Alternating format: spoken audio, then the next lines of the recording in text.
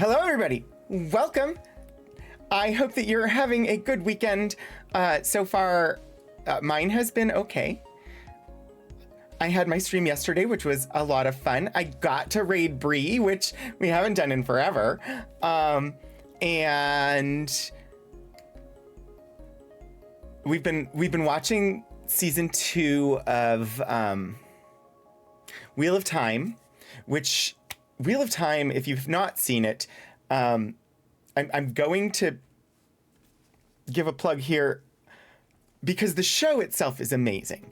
The actors did an amazing job. It's a wonderful adaptation of the novel series. I will say it is produced and available on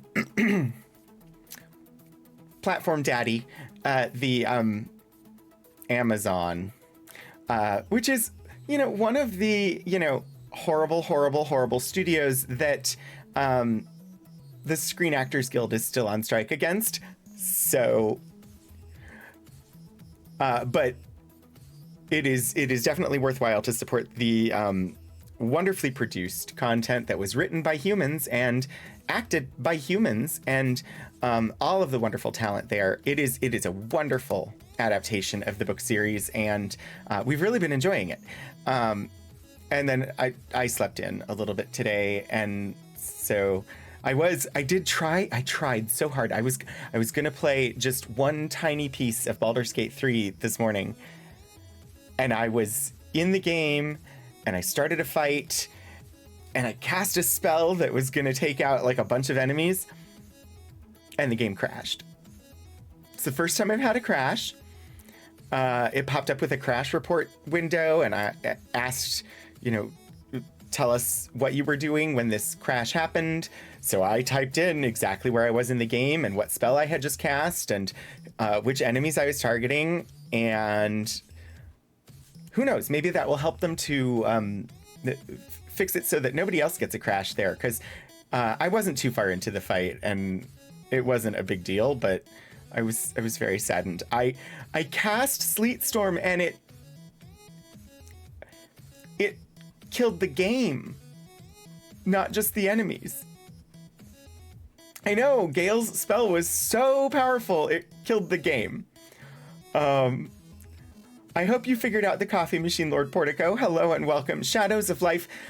Which phase of matter were you, and which phase of matter are you now? But it is good to see you here at the engineering station. Hello, I am Puddleglum. I hope that you found the marbles. And yes, I support napping because fuzzy brain. So you are welcome to do so if you so desire. Toast and a very tiny but potent coffee thing. Ooh, espresso. Hi, dearie. It's good to see you. Mobius Tempest, hello. I'm trying to make sure I don't miss anybody. Oh boy, yeah, so I've been just poking at... I have so many thoughts, and most of them happen while I'm in the shower, and I still haven't figured out a way to write down my thoughts that while I'm in the shower so that I will remember what they were when I am out of the shower. I have things I need to do, and I was contemplating them while I was showering this morning, and they're mostly gone. I'll figure it out eventually, but yeah. I do have plans. I just don't have the... I want to redo some of the stream setup. I've mentioned this before, because we have this whole, like, rogue ship thing, and I love it, and I want to lean into it. Do I not have that on this wall? Oh no, there.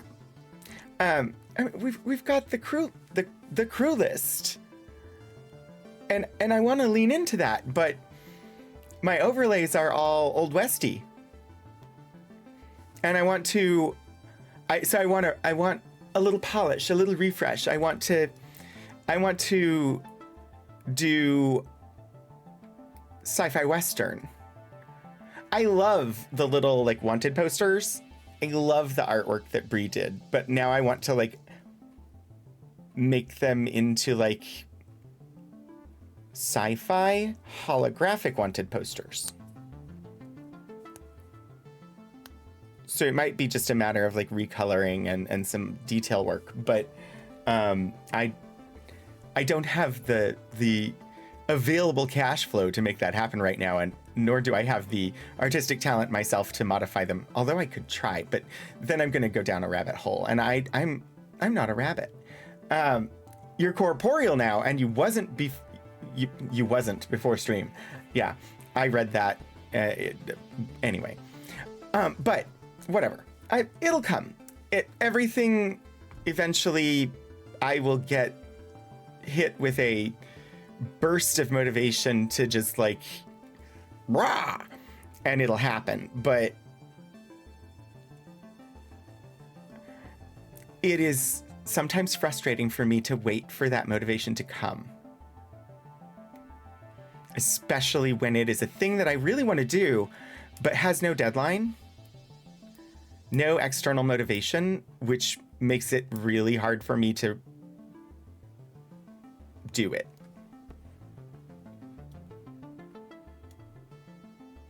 So someday, we'll get there. But I no news yet on when I can expect to receive the hat. Some of you may know that the Streampunks launched a website, which it's an amazing website, and if you've not seen it, I encourage you to go there and learn about the Streampunks if you don't know who they are. And they're just kind of like the bestest people on the entire earth. So they launched a website, and with that, it includes a shop with a couple of merch items. Well, a few merch items, technically. There are 3 merch items. And I ordered the hat because it's a hat. Do you know me? Have you seen? In the stream tags, it says hats. There are hats. I had to have the hat. But all of the orders from their shop are custom made after the order is placed. So there's not like stock sitting somewhere for them to like send out. So I placed the order, and it said that it would notify me when it was ready to ship. I have heard nothing. So I have no idea when the hat will come. But when the hat gets here, I'm gonna be so excited. I'm gonna finally have a Streampunks hat. I've been scheming about ways to get a Streampunks hat or turn another hat into a Streampunks hat for a while. And now there's just one that I can order, and it will be here, and it'll be mine. I will be able to wear their symbol on my head. Oi, oi. I don't know, weird. Puddleglum! There's also a bard on the hat rack, but he's also wearing a hat indeed. And oh my gosh, it's a Stephen Joyce. Hello, Stephen Joyce. Hello, everybody from Tiny Hat Labs and the all of the wonderful, nice people that are rating me and calling me a nice person. Eustacia, hello.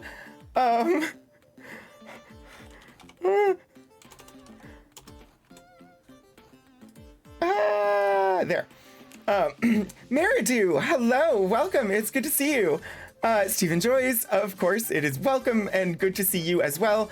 That was a strange sentence, but I hope that the sentiment came across. Indeed, if anyone is here who does not already follow Stephen Joyce, you need to follow Stephen Joyce. Stephen Joyce is one of my absolute inspirations. Stephen Joyce is a wonderful streamer with an amazing community. They are just absolutely glorious people who support lots of charities, and Stephen loves to play puzzle games and honestly, it's so much fun watching Stephen play puzzle games. And Stephen also just blows my mind. I have no idea how you find all the indie games that you find, but you find the best games, and I want all of them. So if you're not following Stephen, you should definitely follow Stephen. Also, hi, DC. and yeah, and so today was Palia, which is still a. I understand the game now, sort of, as an MMO. I have not pulled the trigger to get it myself because I have a feeling that I would play it for a little bit and then stop and feel regret for having not continued. So I just haven't started. But I enjoy watching you play, and of course Anion's occasionally dropping in and playing and being in the chat, and I love all of it. You guys are all so wonderful. If you're new here, I am Rogan27. You may know me from various chats around the Twitcherverse. I also do my own sort of variety streaming. So I stream 4 times a week currently, starting, I suppose, with let's do my schedule starting with Monday. On Mondays at 7 p.m. Eastern time for a couple of hours, I stream and supposedly, ostensibly, I stream whatever this wheel tells me to stream. This is the one-shot wheel, where I'm supposed to play each of these games for one stream. There was a game on this wheel called Outer Wilds. I spun Outer Wilds. I played it the one time I was supposed to and haven't been able to stop. So Mondays are Outer Wilds, and once we're done with Outer Wilds, we're currently in the DLC. Once we're done with Outer Wilds, this will come back into play. I also have this wheel that Outer Wilds was not on, and this is the one where I'm supposed to play the entire game. But Outer Wilds is probably one of the best games I've ever played, and I couldn't not stream and play the rest of the game. So all of those are pending for Monday nights. Wednesdays at 2:30 p.m. Eastern, I do a stream from the Archives and Special Collections at Virginia Tech, and it's sort of like an unboxing of historic materials. So I pull a collection or a couple of collections off the shelves. And most of the time I've never seen them before, and we just look through them and see what's there. And it's an interesting educational stream to look at old documents and history and chat and learn. And it is more than I ever thought it would be, and I quite enjoy it. On Saturdays, I've been doing retro gaming, and I've been playing through the Ultima series since day one. My very first ever stream was Ultima 1. I'm currently up to the games released in 1990, and that is, I'm playing the first of the spin-off games, Worlds of Ultima, The Savage Empire, getting close to the end of that one, and soon I will get to start it's the second one and final one in the Worlds of Ultima spin-off series that really didn't go anywhere. But it's called Martian Dreams, and I started playing it when I was a kid. And then I upgraded my computer to go to college, and I didn't have a 5 1/4 floppy drive anymore, and I never got to finish. So I'm excited for that one coming up. But then on Sundays, it used to be Stealth Space Sunday, and now every other week is Stealth Space Sunday, and every other week is Stealth Suspense Sunday. So this week is Suspense, which is Control. I'm playing Control. I've done a few hours of it. And then the opposite weeks, the alternating weeks. So next week, I'm in Mass Effect Andromeda. I played through the entire original trilogy once Legendary Edition came out, and so now we're playing Andromeda. So that's me in way too many words, and if you're still here, thank you. It was a one-shot. Well, I mean, it's still a one-shot because of the time loop.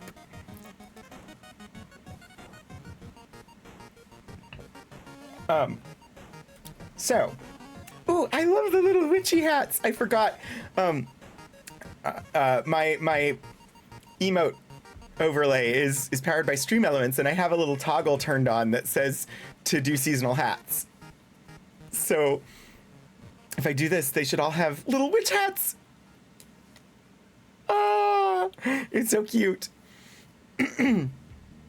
Anyway, yeah, I had my D&D game last night.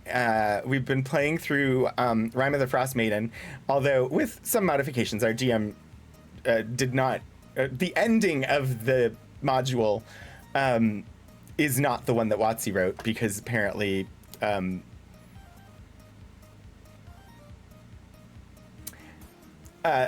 the opinion that was expressed last night at our game was that the one that WotC wrote wasn't very good.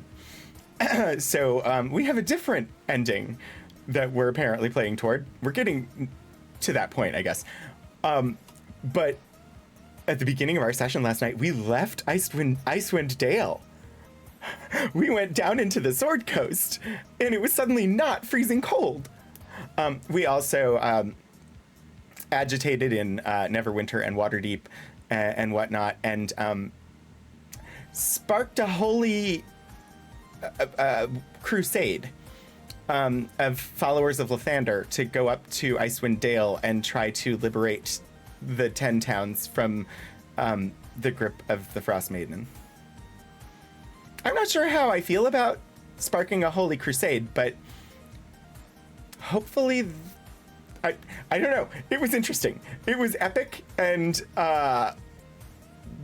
it was all because one character decided to accept a deal from a devil. And it wasn't my character this time. We're not trying to get to Baldur's Gate, although my character would very much like to go to Candlekeep, because my character is displaced in time by 800 years and is a College of Lore bard, and so would very much like to go to that center of learning that is Candlekeep. Temporarily mutes his computer to prevent spoilerific spoileriness. I doubt that anything that happened in my session last night is likely to show up in your Frost Maiden game, Portico. Anyway, I should probably bring the game up on screen, shouldn't I? That's a thing. Let's see. If I push this button, and because I haven't set it up properly, I also need to push that button. That's a thing. Like, I have things that could be better automated, and I just have not taken the time. Plus, I have too many bots, and I need to consolibot. Okay, as always, I don't remember the controls. So, game? I thought it was an alternate reality shift. Aw. Also, Steven, if you need to, like, run and get cereal or something, take care of yourself, absolutely do. I always forget to, like, mention, like, I understand. I totally understand when streamers have to, like, pop in and then disappear.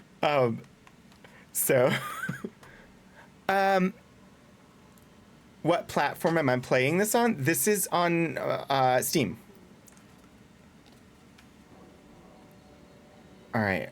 Find the hotline object of power. So it's on my PC, Portico, and I'm using an Xbox controller, which one would think would be useful because it shows the AXYB controls on screen, except that I never had an Xbox. I've never had an Xbox in my entire life. And so honestly, if it showed PlayStation controls, it would make more sense to me, because I had a PlayStation. I had a PlayStation 2 and a PlayStation 3. But this controller is more universally accepted by PC games. So if it just shows an X or like an AX, Y, or B, I have to look at the controller to know which control I'm supposed to push, because I don't know which ones they are. Yeah, that's not what I wanted. I wanted this. No, that's not what I wanted. What do I want? This is what... No, that's not it. I wanted to look at my missions. Yes. Like I said, I don't know the controls. Unknown caller begins working on a out of controls command. Yes. Also, I have thoughts on the death counter. I want to get the death counter moved so that it's not where it is, not like screen wise, but like I'm trying to eliminate Mix It Up from my bot setup. I like the tool. The problem is that I have one stream a week that is not at this computer, and I need all of my commands to work. Like, I don't need the death counter during my archives stream, ostensibly. But I would like the pun points and things like that to work. And right now they're in Mix It Up, which only works when I'm at this computer. So I've been working on like migrating things out to more cloud-based places, and the death commands are going to change. So that if I need to reduce the count by 1, the command will be zombie. And I believe the command to reset it to 0 is tabula rasa. So that is coming. Anyway, Emily instructs Jesse to find the hotline, an object of power in the form of an old telephone. To understand the messages from the dead director trying to communicate with her. They hope he can provide insight into the Hiss invasion. On her way to the hotline, Jesse gains the launch ability by binding the floppy disk, another object of power. She's forced to fight the Hiss-corrupted head of communications, Alberto Tomasi. That's what we were doing at the end of the last time we played, and it wasn't necessarily going well.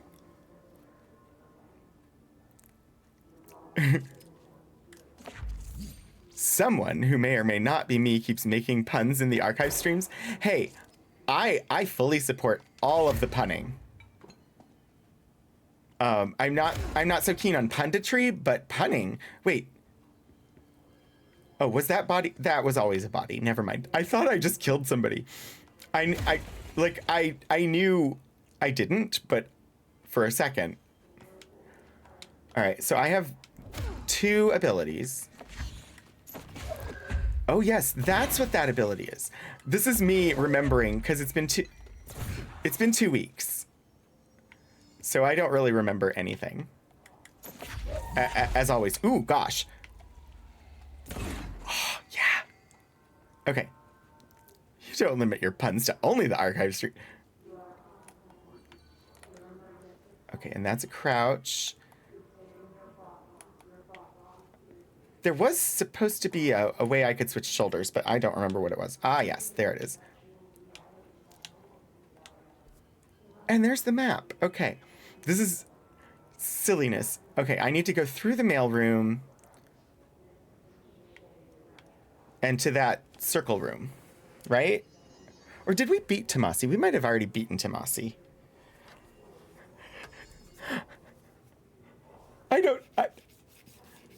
I'm not this, like, useless in most games. Even with a 2-week gap, like, usually I'm better at, like, remembering the controls and remembering what I've done. This game, for some reason, I'm just like, I don't know. What was I doing?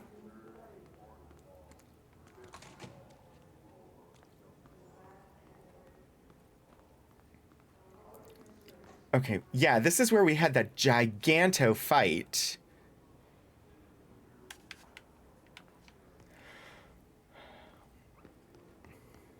I love the atmosphere in this game. I mean, I wouldn't want it in my house. Please, not all the chanting and dead bodies and blood, but it's great for a suspenseful game. I've not played Alan Wake either. Isn't this, like, made by the same people or potentially in some way related to the Alan Wake games? Games? Are there more than one?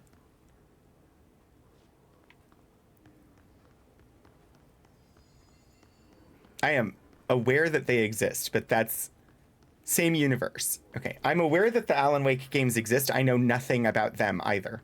Like this is a game and a game universe that this is my very first experience in it. It completely eluded me. And where is the freaking singing coming from?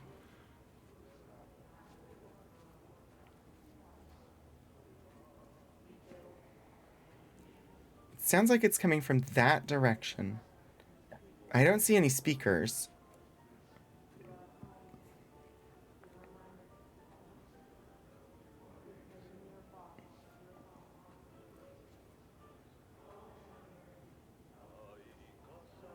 It's like a tango.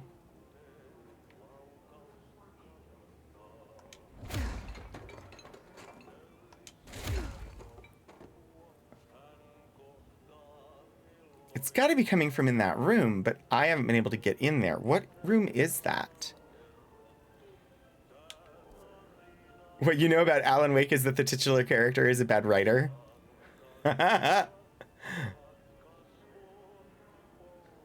Is that a room I've...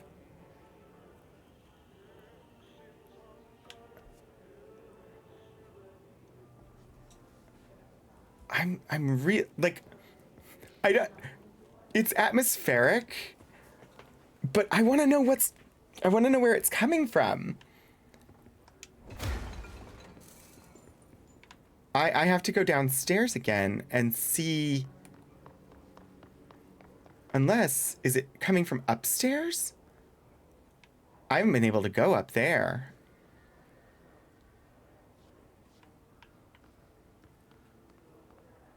It must be from up there.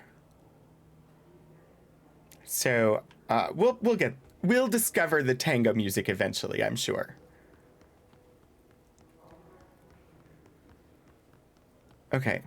Office of Head of Communications, Alberto Tomasi. Yeah, we had a fight in here. That might have been the last thing we did.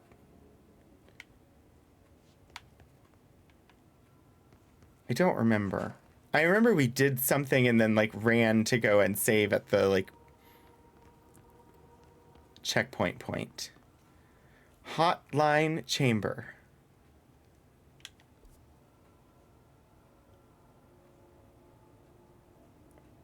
We're near our office. The hotline can't be far now.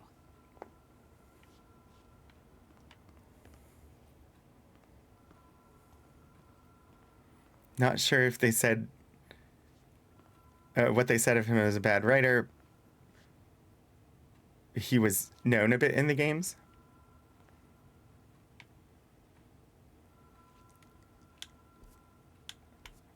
All right. I still don't know what most of the things that we get from these do. Ooh, reload efficiency. That seems potentially useful. Although I can still only have one modification. So right now we've got damage boost of 20%. Reload speed plus 12%. I'm gonna stick with the damage boost for now. It seems useful. Danger. This machine is remotely controlled and may start without warning. I may have caused a fire. Did I knock out power anywhere? I wonder. I wonder if that had any effect.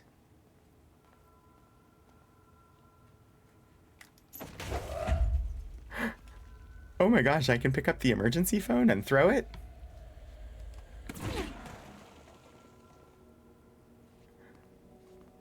Sorry, I'm having fun with the abilities. Hotline chamber. Oh gosh, that must be the hotline ringing.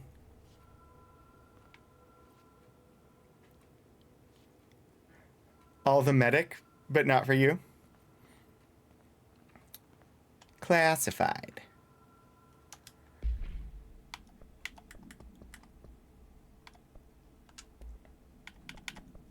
Butte Supplement. Butte. Altered World Event 17. Details. According to their testimony, the agents had been transported from the Butte home to a roadside motel named the Ocean View Motel and Casino, and discovered a room key by performing a ritual. See file MOT-01. The key opened a door marked with an inverted black pyramid, which they only learned after a lengthy period of trial and error. After pulling another motel cord found inside this room, they were transported to the oldest house.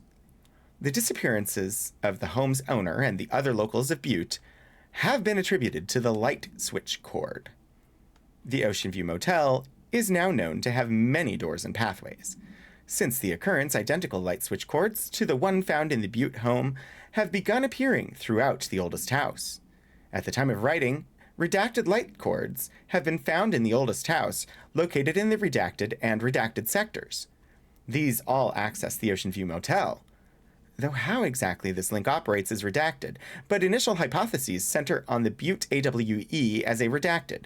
See Dr. Darling Presentation 24.3 for more details.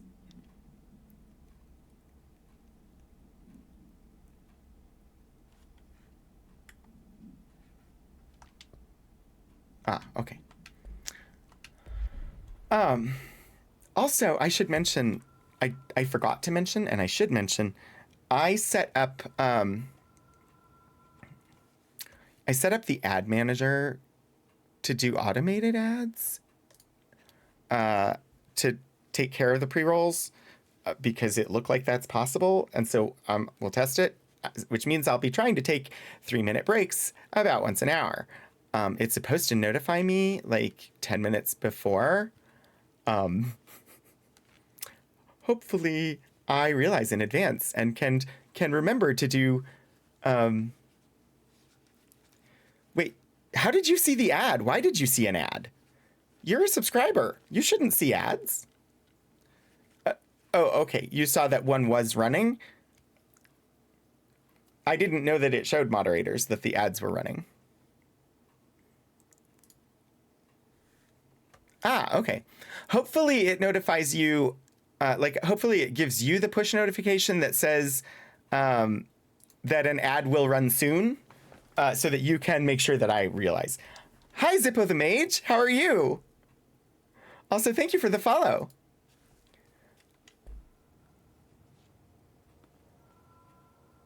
A person is playing Control, and so I have come. I know nothing about this world, but I am quite enjoying the game so far. I am right now heading for the hotline.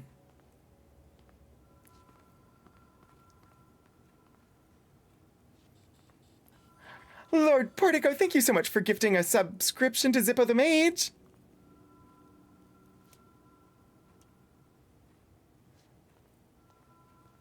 Huh. Oh, that must be where yeah, that's where I threw the little emergency phone. I was like, how did the wall get damaged? I forgot that I had already interacted with the room. I don't like the cameras. I don't think this does anything. Like, I don't think there's actually a reason for me to try and shoot the cameras out, but I keep doing it. And I'm gonna keep doing it.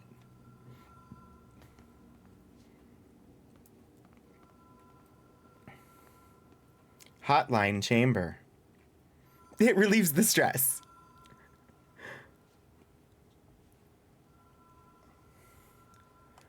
And I have been using photo mode to read signs. Hotline is designated for director use only. Disregard of this policy may result in fatal psychic trauma.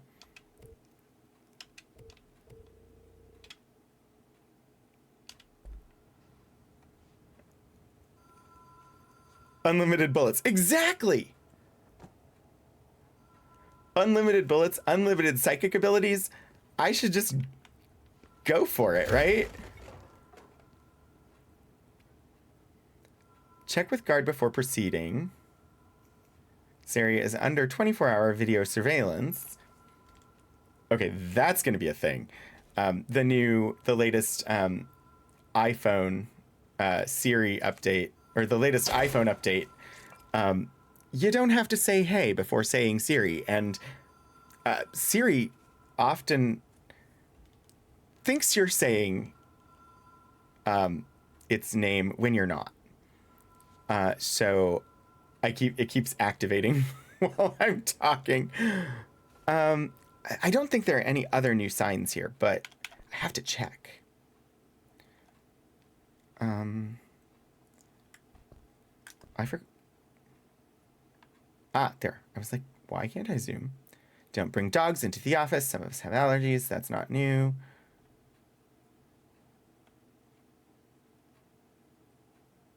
The pins appear to still be in the same things. I don't know why I do this. I don't have any reason to think that they're actual clues, but I'm still going to infer things by looking at them if I can. Open collectibles. Wasn't there a button I could push to go directly to the brand new one? Maybe not. Hotline security log. All visitors must check in. August 19th, 2019, Director Trench. August 26th, 2019, Director Trench.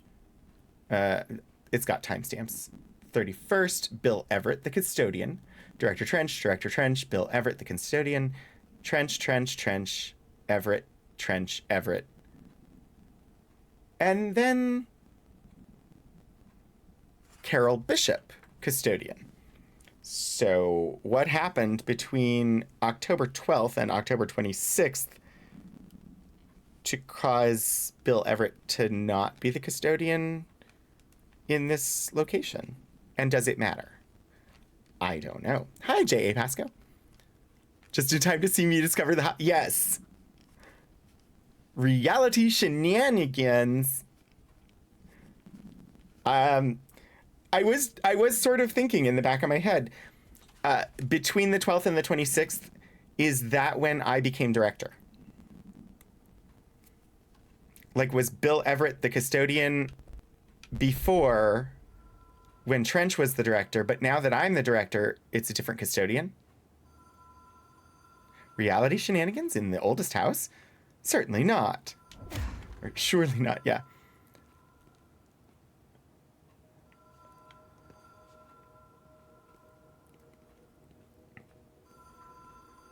Someone shut that bloody bazooki up. Sorry. The Ocean View Motel and Casino.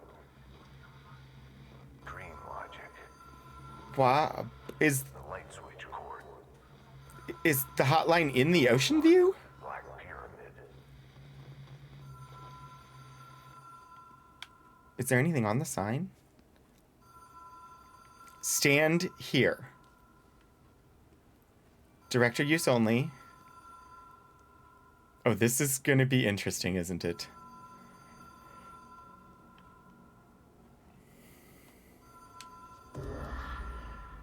Notice. Ocean View Motel and Casino entry point. Catalyst, light switch. The law of 3 applies.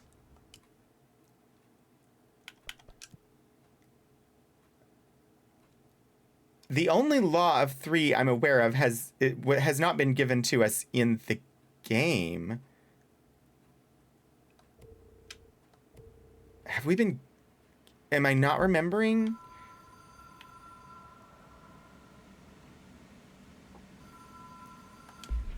Were we given anything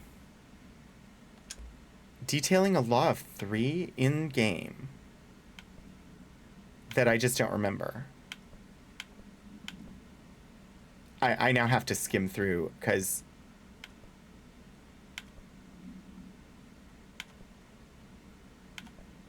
control points.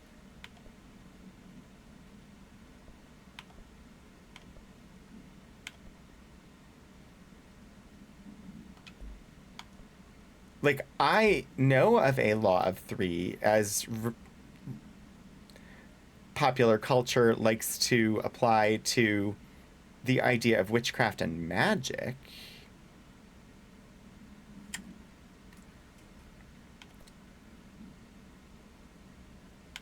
Is that what they're referring to, or is it something else, I wonder? And I'm not asking for clarification. I'm just skimming through to see if it has been mentioned in something that we've already seen in game. So far, I'm not seeing anything.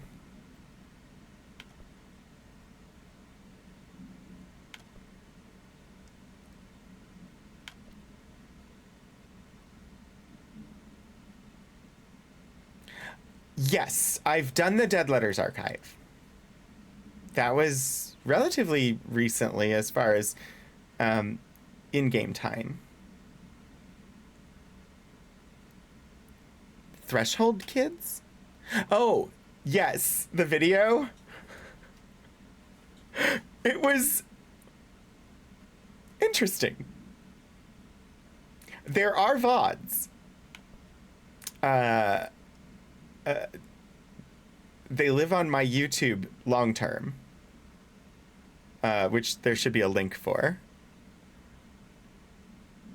somewhere on my About page. Book club.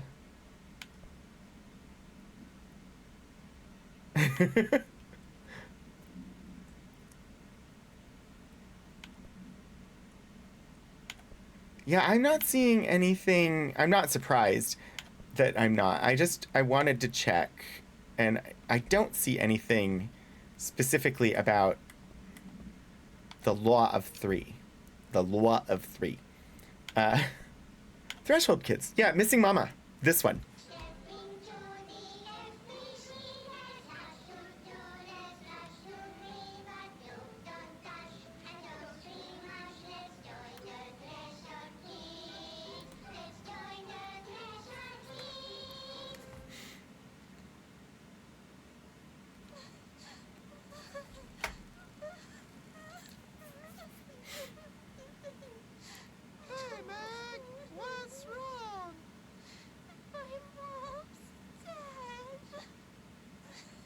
I'm so sorry, Meg.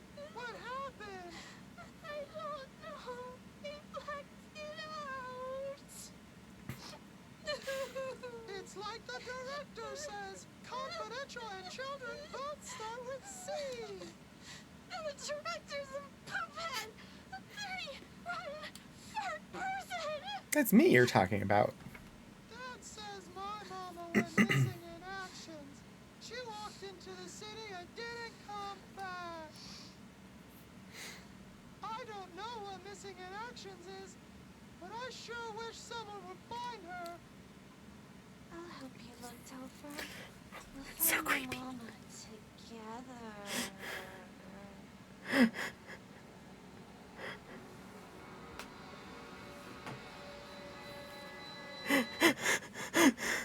I know that together is just, oh boy. Was the city named Actions? All right. Yeah, I definitely did not notice it was it supposedly was supposed to like give me a little alert thingy saying an ad will run in 10 minutes. That didn't happen. We've got a little over 5 minutes before an ad runs, which is good information for me to have. I'm trying to just shift the thing so that I'll be able to see it. And what I normally see. Okay. Now the place where it gives me the countdown of how long until the ad runs is something I can see. Because I wish I could just not have ads. Oh, and self-care. Yeah, I should probably stretch. The question is, do I walk back out the direction I came from? I assume so?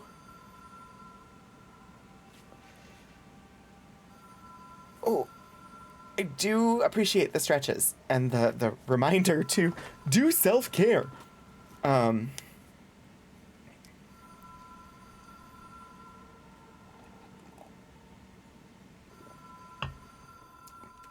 Mind the gap. Yeah, somehow I don't think I'm... Unless... No, indeed no. It was worth trying.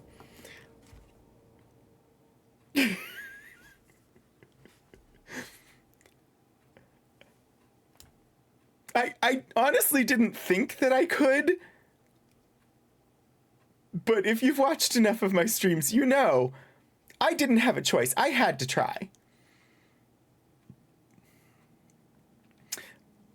Like when I caused the land vehicle in Mass Effect 2 to, you know... Oh, heckin' what? Why did you come back? I don't want you here. You... Go away. I am not okay with this.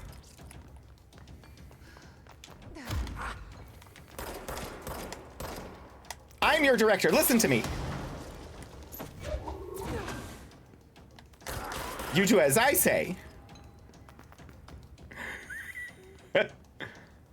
I somehow didn't expect the enemies to respawn like that. Oh, where... You know, this is not acceptable. Not acceptable in the slightest. I say no. And no means no, not yes or maybe. I will destroy this place and you at the same time.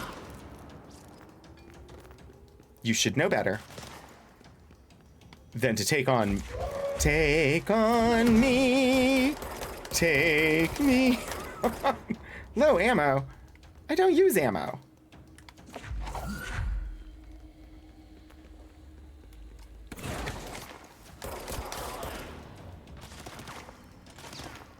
All right, where are you?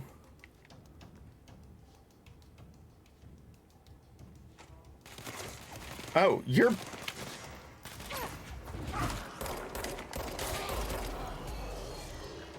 Who's next?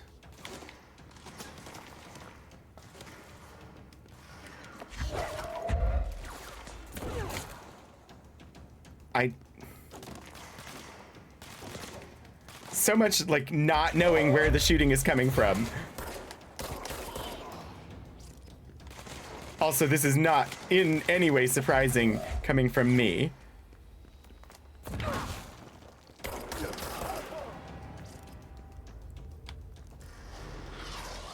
Ow.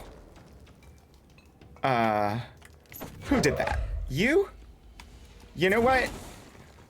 I am not okay with that. Come down them stairs. See what you feel like when I throw this at you. Oh, jeepers.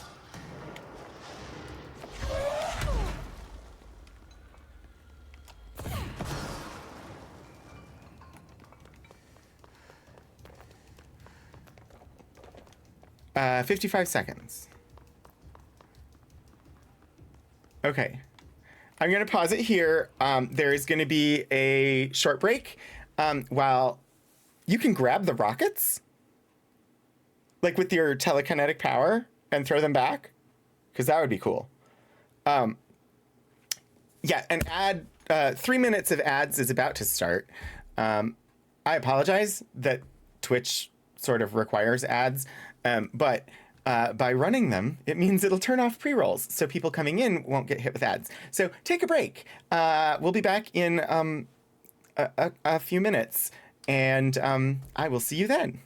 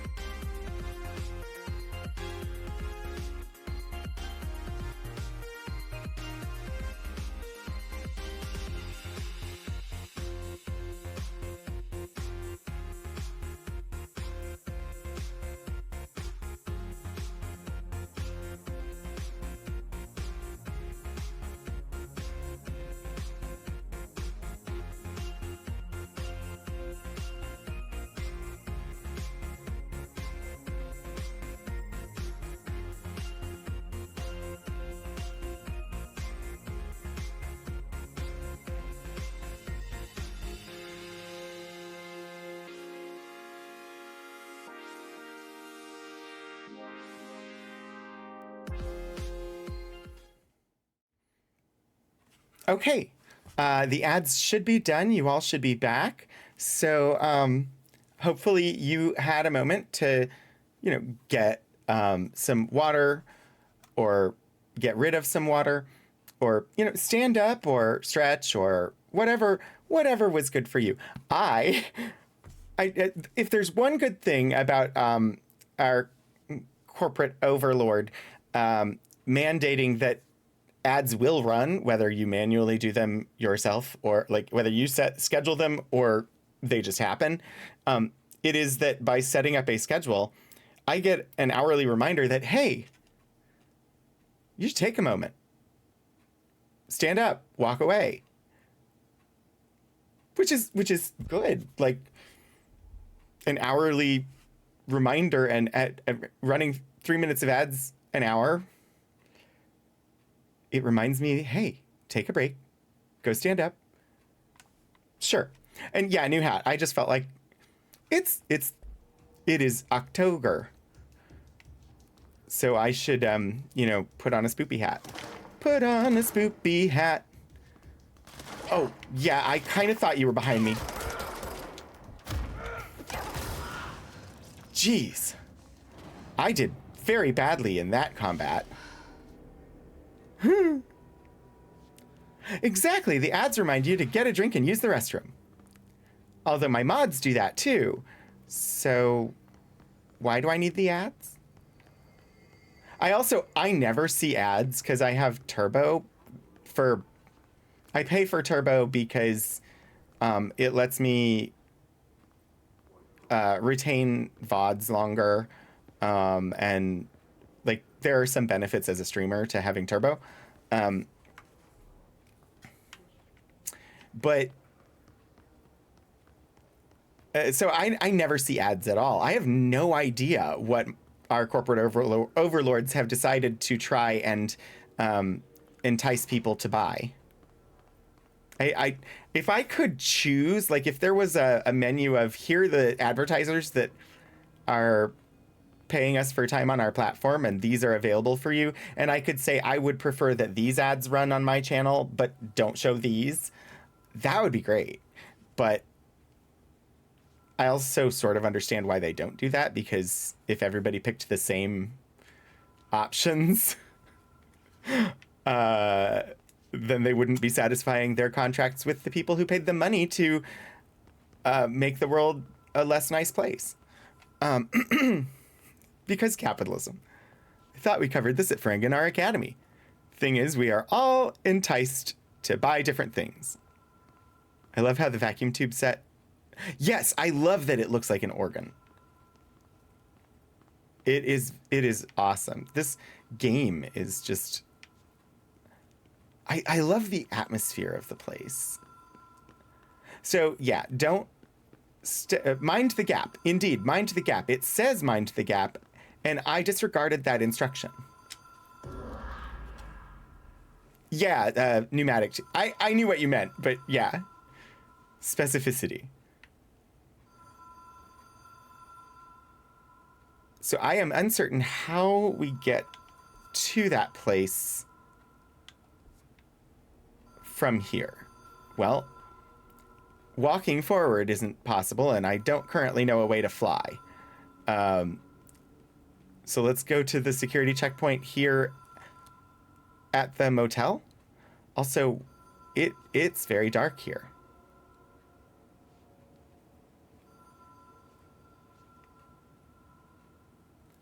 Director only after this line. Well, I am the director. This looks identical to the security checkpoint at the oldest house.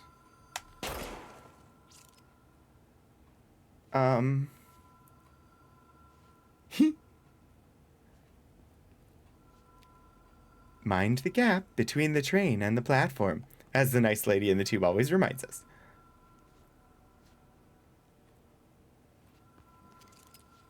I also shoot out the speakers because I can. Because it's fun. But Wait, I am confused.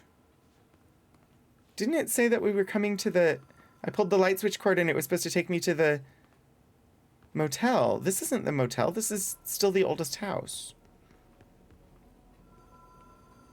I pulled the light switch cord and then I was in blue. Overview, Ocean View Motel and Casino entry point. Catalyst, light switch. The law of three.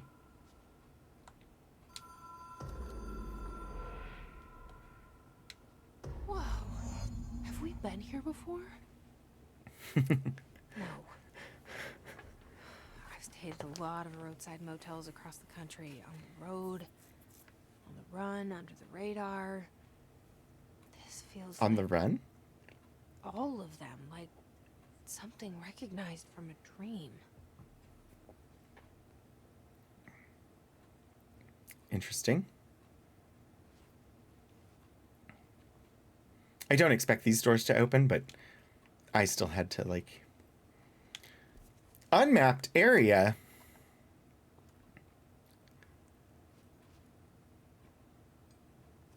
Oh, because the map is of FBC headquarters. Of course it would be an unmapped area because I'm not in the headquarters. Shatter recoil efficiency. Okay.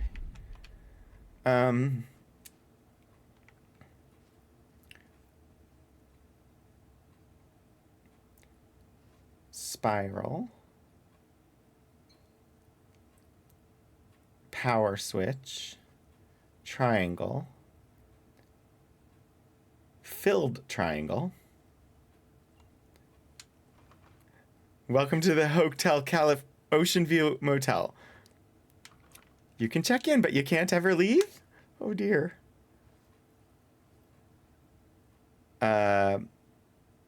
Endless mirrors.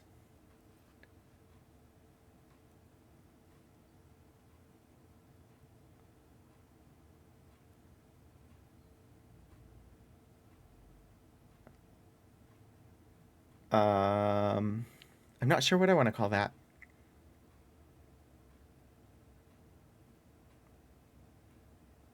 Ouroboros forming an eye. What a lovely place. Yeah, just what you want. The quintessential motel.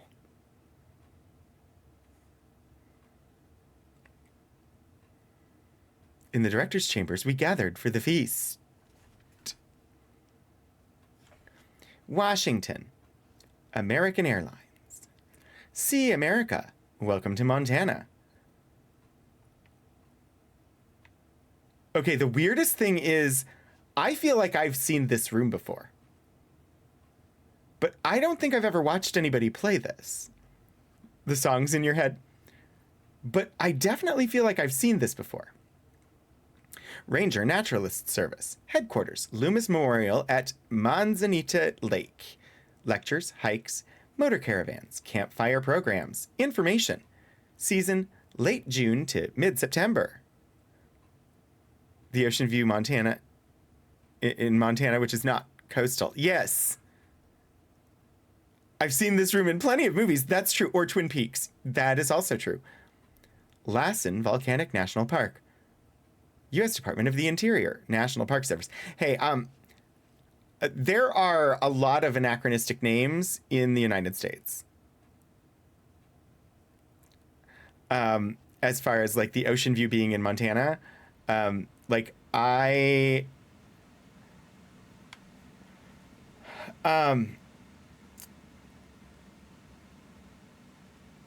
used to I was born in western Iowa, southwestern Iowa to be specific, and there is a town there called Atlantic.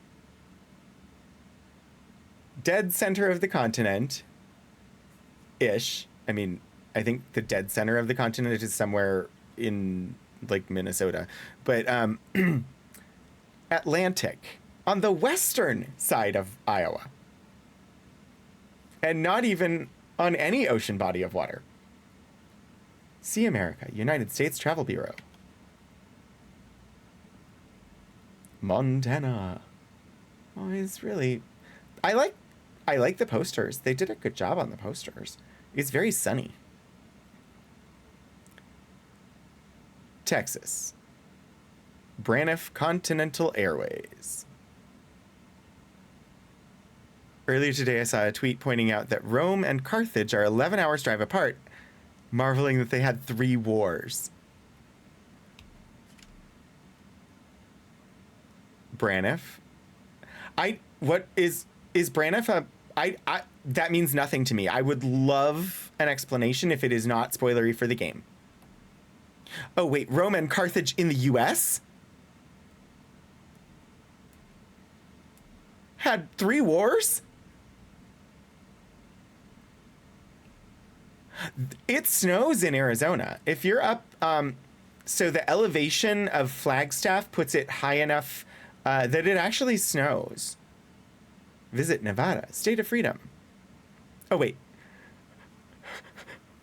Now I'm getting confused. People were just being silly. Gotcha. I mean, there have been territorial wars in the U.S.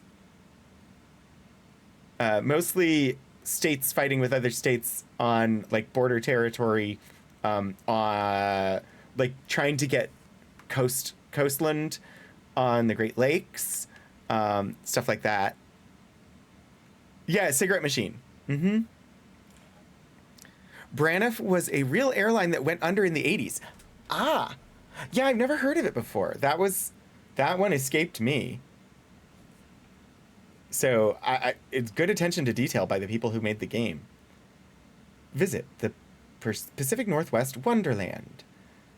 I mean, does anybody ever want to visit Wonderland? Unless, of course, your name is Alice or you're a white rabbit. I'm supposed to ding the bell, I'm sure. Miami, New York, a dartboard.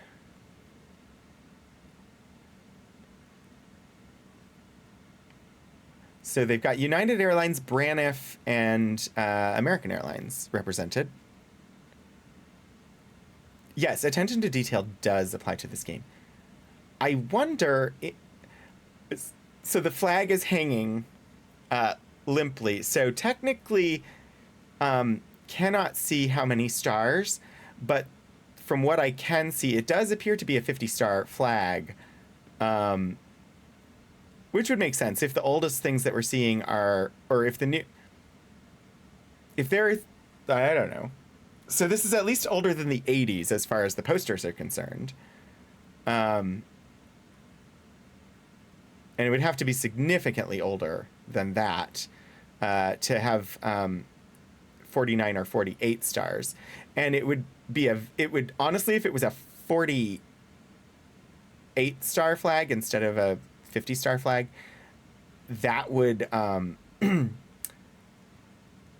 that would give us a very limited period of time as to when it was being flown, if it was being flown by a governmental agency, because the time between the admittance of Hawaii and Alaska and Hawaii, like the time between those two admittances was less than a year, so the 48-star flag was only in official use for a very short period of time.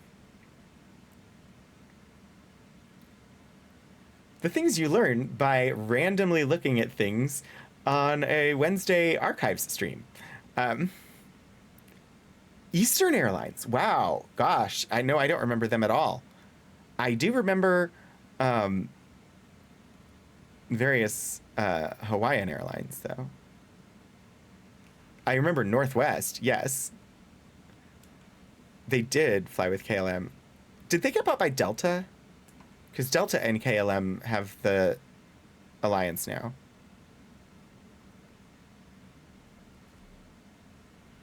Because I definitely flew... When I flew to the Netherlands, it was on Delta. But then again, it was going to be on Delta because I was flying out of Minneapolis.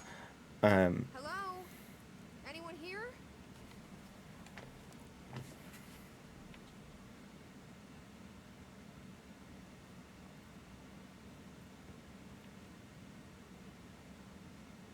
Northwest and KLM had a 50-50 painted plane.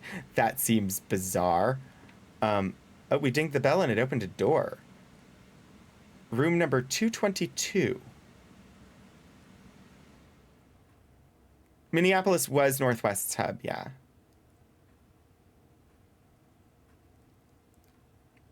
I used to always fly Alaska Airlines because, honestly, of the airlines that I flew, they were the nicest.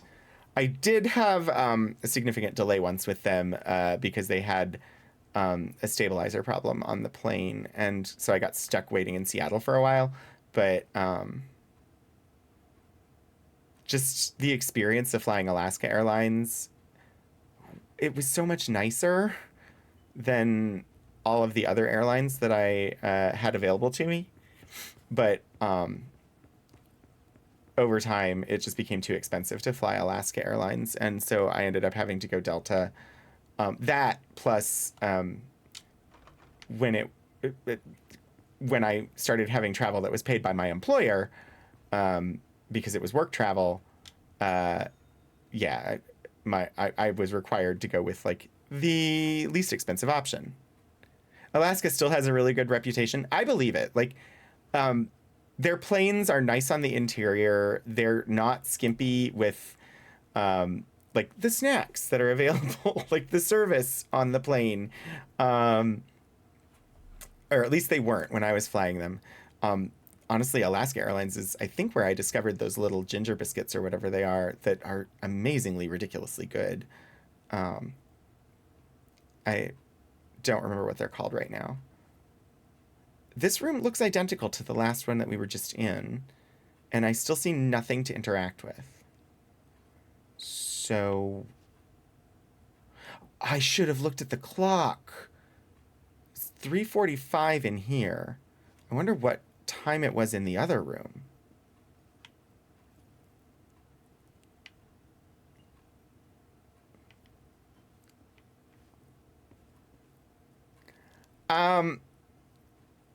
I don't know that, Eustachii.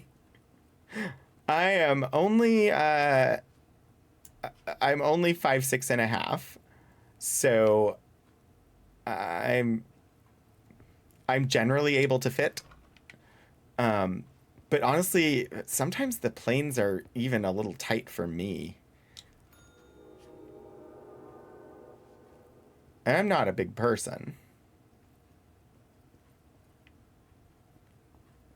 All right, so 226. Something to interact with, but what time is it in here? Still 3:45. Okay, so the rule of three applies. Gosh, dang it. I forgot the rule of three.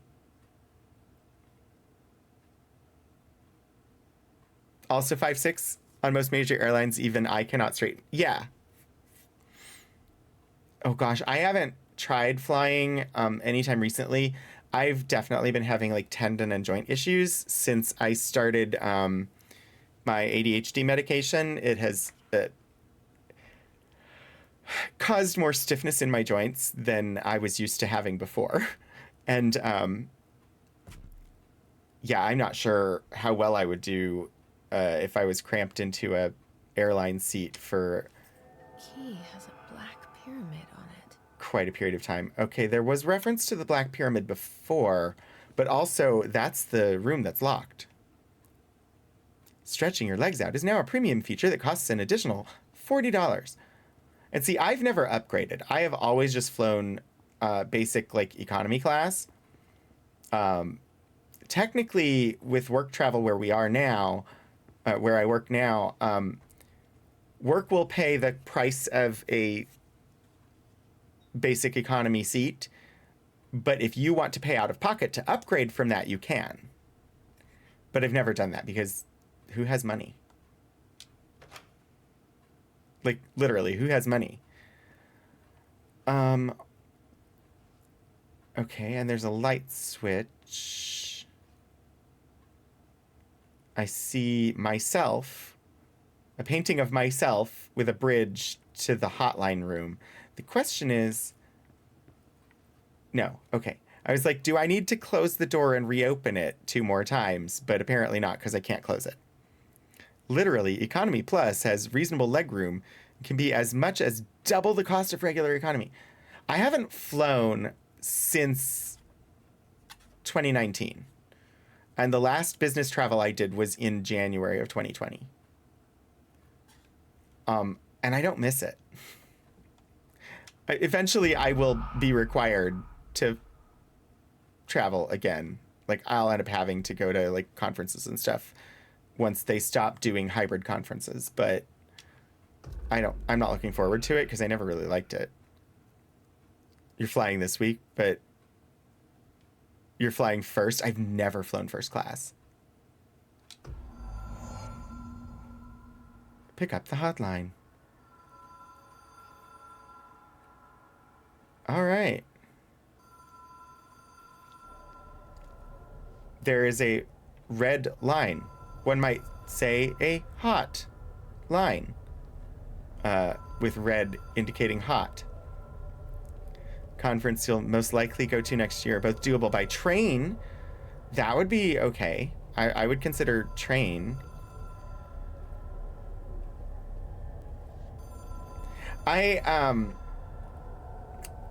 Honestly, if I flew on some of the like the regional airport near us, you get on a puddle jumper and then you go to a big airport and transfer to another flight. And so if I paid for first class on a flight like that, those seats are about as spacious as regular economy plus. The first class on the little puddle jumper prop planes are about as spacious as economy plus. No trains from Hawaii to California? True. Okay, so I love airplane disaster films, and one of the best ones ever is based on a true story. It's called Miracle Landing, and it is about a Hawaiian Air. I don't remember the airline, but it was a Hawaiian like commuter flight that used to like ferry people between the islands, where the entire top of the central passenger cabin tore off in mid-flight. It's an amazing movie. It is so good. Last I knew it, you could watch it for free on YouTube. Aloha 232.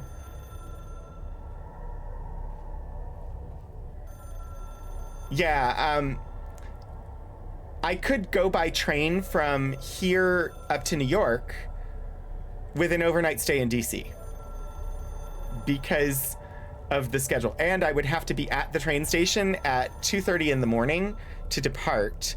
And the train station is 40 minutes from me.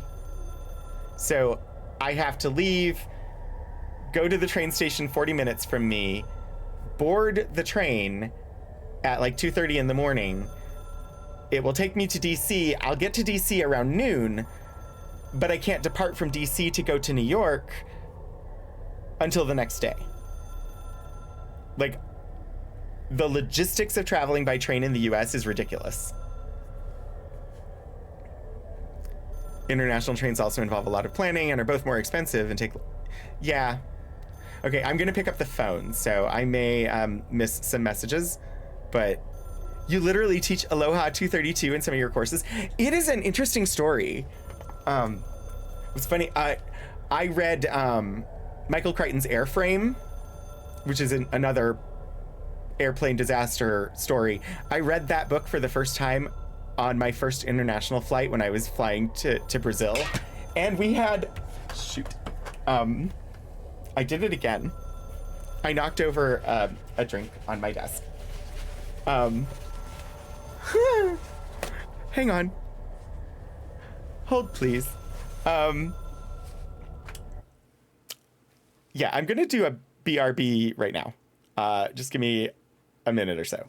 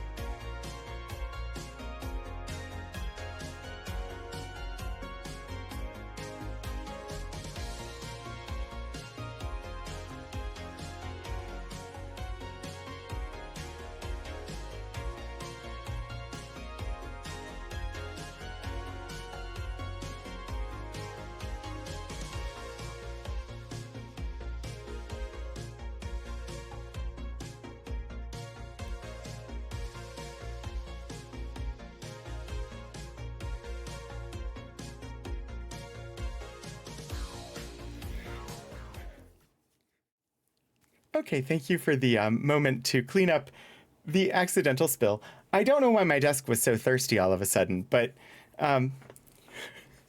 there's a reason I have a roll of paper towels right next to me, and it's that knocking over beverages on my desk is not exactly an unusual occurrence. Anyway. Oh no, what happened? Moobot.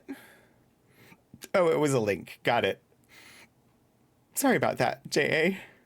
Anyway, I'm back, and we should pick up this phone.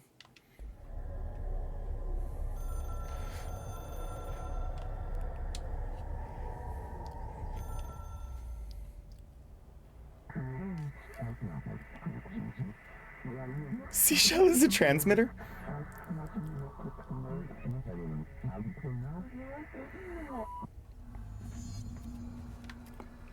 Directors can call the board, even long distance. Amazing.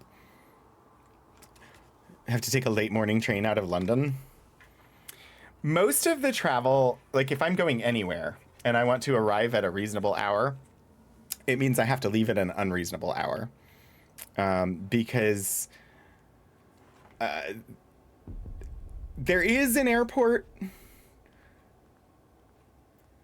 here in town, but it is a private airport that basically only the president of the university and the football team will fly out of. The hotline will allow you to contact extra-dimensional entities. So for most travel, we have to drive to a slightly bigger town that is about an hour away, and they basically only have flights that take off early in the morning because they're a regional place, and so then you have to fly to the central hub to catch connecting flights, and so flights leave at like 6:30 a.m. And that is entirely dependent on the weather, though, and there's often fog, which causes delays.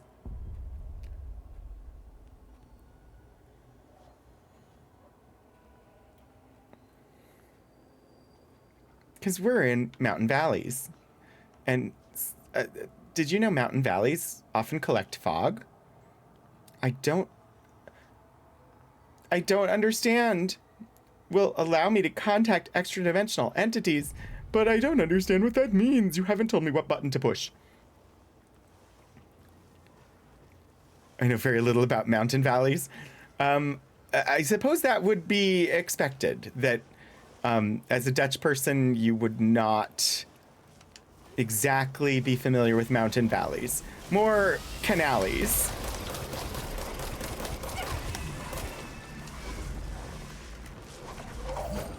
I may have just died.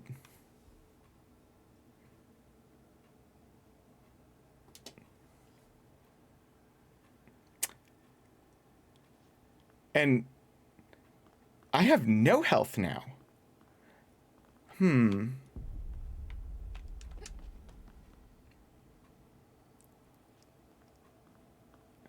Misty Mountain song. Wait, what did I get the boo for?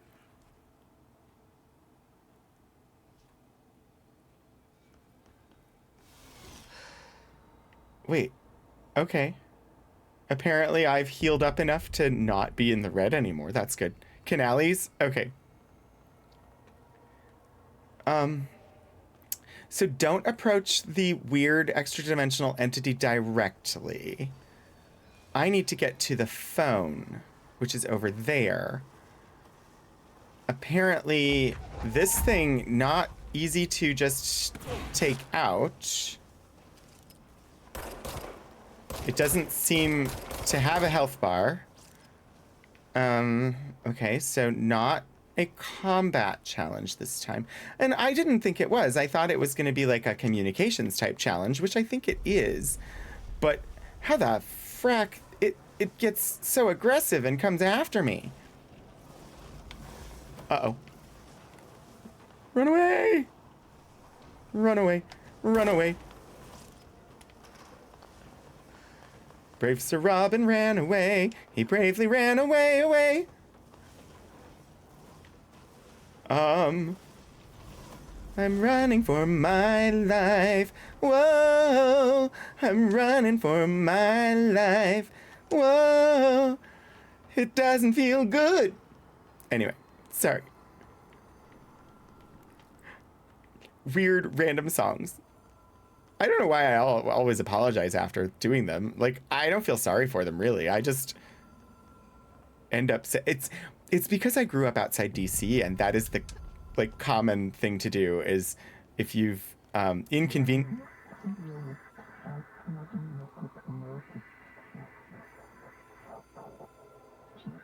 compulsive weekly calls. Oh, goody. If you've possibly inconvenienced somebody in any way, even if it wasn't your fault, it's just a reflexive apology. Just like, sorry. And even if it's just like where somebody would normally say, excuse me, like as you're passing by somebody, or you slightly bump somebody as you don't say excuse me here, you say sorry. Love making compulsive weekly calls on the hotline /Seashell.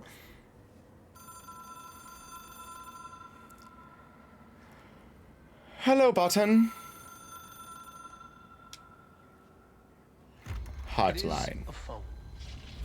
It's an object of power. It doesn't connect to any typical network. A direct line to the astral plane and the board. And my hypothesis is, under the right conditions, to other planes of existence as well. Dr. Dallin. He is so pretty, let's say. A director needs a team. My management team. These people know the secrets of the Bureau as well as I do. Some even better. Darling, Tomasi, Salvador, Marshall. Marshall especially, my head of operations. Well, Tomasi's already been She corrupted says by right the from me. hiss. She knows I don't like relying on people. The only person you should fail is yourself. But things change when you become director. Suddenly you have to delegate. You can't do everything yourself.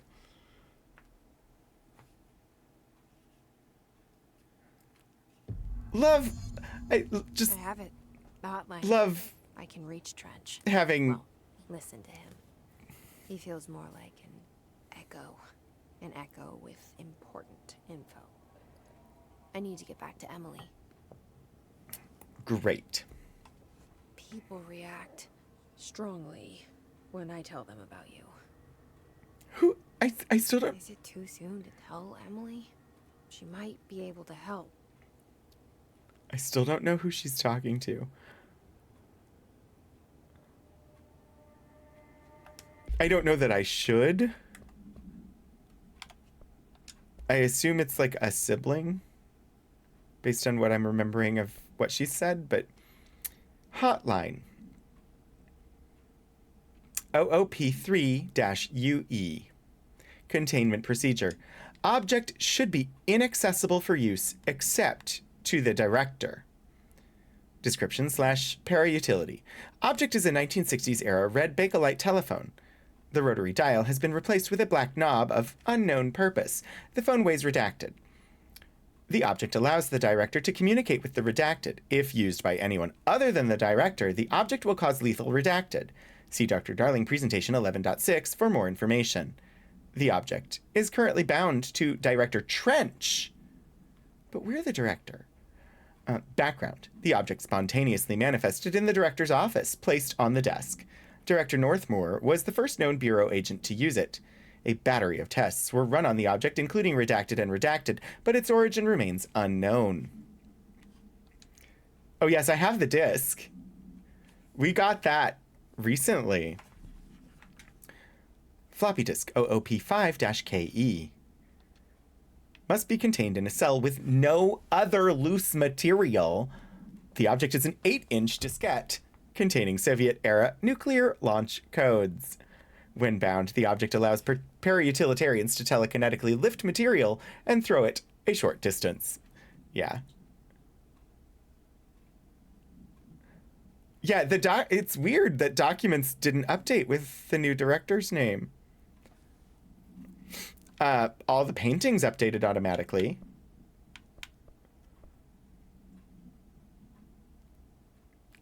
Okay, so it lets me talk to people, which is good. Multimedia.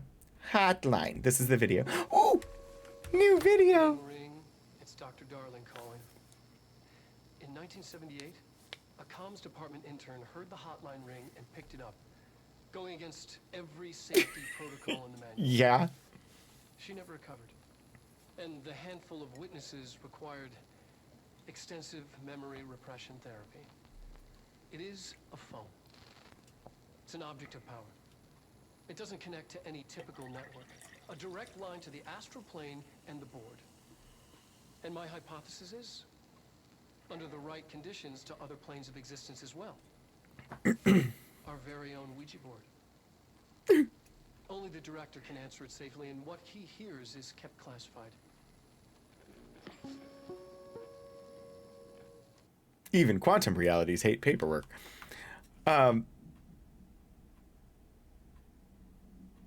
Yeah, I like Dr. Darling. I imagine he's going to be a tough enemy to beat when we finally encounter him and he's been corrupted by the hiss. The videos with Dr. Darling remind me, especially like that one, reminded me a little bit of the Dharma Initiative in Lost. What? Are the handles on Dr. Darling's lab coat? Let's watch again. Dr. Casper Darling. Ring, it's Dr. Darling calling. Handles. In 1978, a comms department intern heard Oh. the hotline ring and picked it up, going against every safety protocol in the manual. She never recovered. And the handful of witnesses required extensive memory repression therapy. It is a phone. They seem like... An object of power. It doesn't connect to any typical network. A direct line to the astral plane and the board.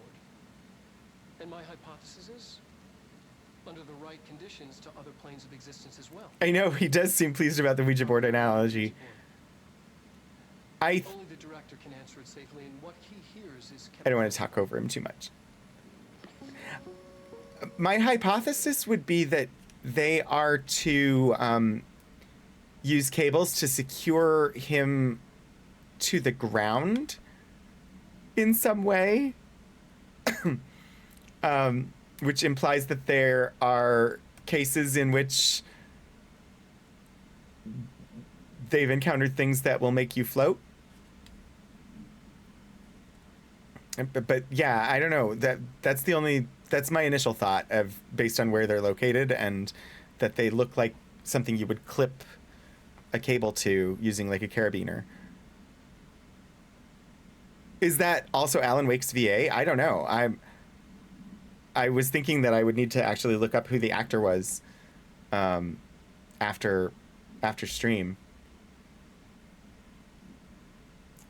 Oh, wow.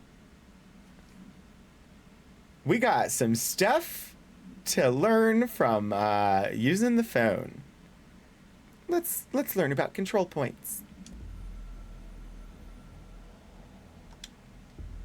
It took us a long time to learn how to stabilize the control points, the ley lines, the meridians of the oldest house. Darling found a way to soothe this beast. We discovered we must cleanse control. I don't have to talk to anybody, GA. It's my duty as the director. I just push a button and listen. Northmore before me. I couldn't manage it in my own house. At my home. I'll damn well do it here. Couldn't. Without the control points, the oldest house would swallow us alive. We'd be sealed inside an endless labyrinth. No one would hear our screams. If an enemy ever managed to corrupt the control points, it'd be over fast, spreading like a cancer, leaping over the fire breaks like a crown of fire. If They are the weak point. Darling's right about that. He's wrong about everything else. Dangerously wrong. really, Suspiciously wrong. Has he been compromised?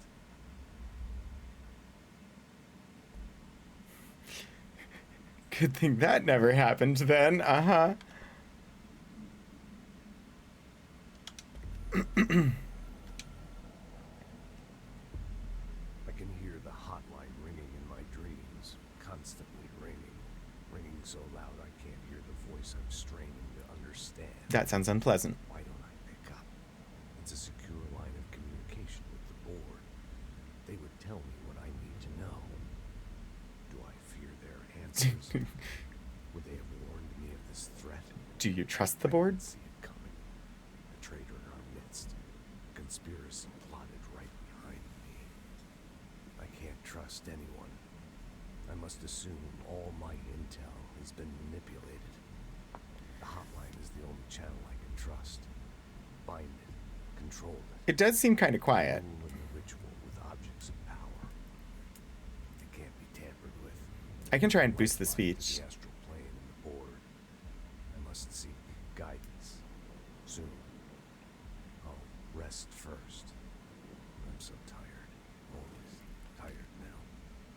I must reach the hotline. I think I'm under attack. An attack of dementia. Exhaustion.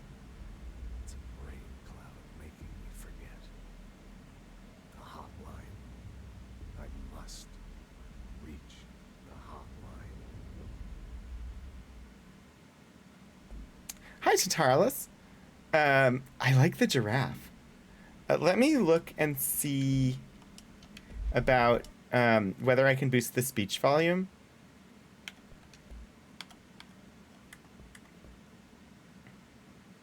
Music volume's at 100. Effects volume's at 100. Dialogue volume's at 100.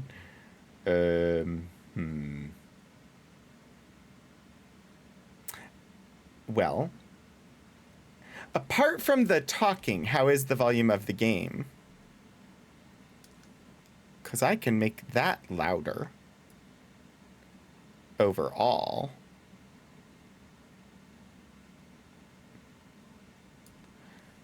And hopefully that will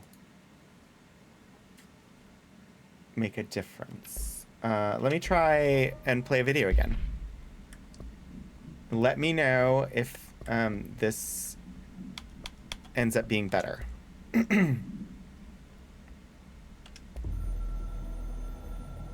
Capture volume? It took us a long time to Is this learn better? how to stabilize the control points, the ley lines, the meridians of the oldest house. Darling found a way to soothe this beast. We discovered we must cleanse control points of all interference. It's my duty as the director, like Northmore before me. I couldn't manage it in my own house, at my home. I'll damn well do it here. Without the control points, the oldest house would swallow us alive. We'd be sealed inside an endless labyrinth. No one would hear our screams.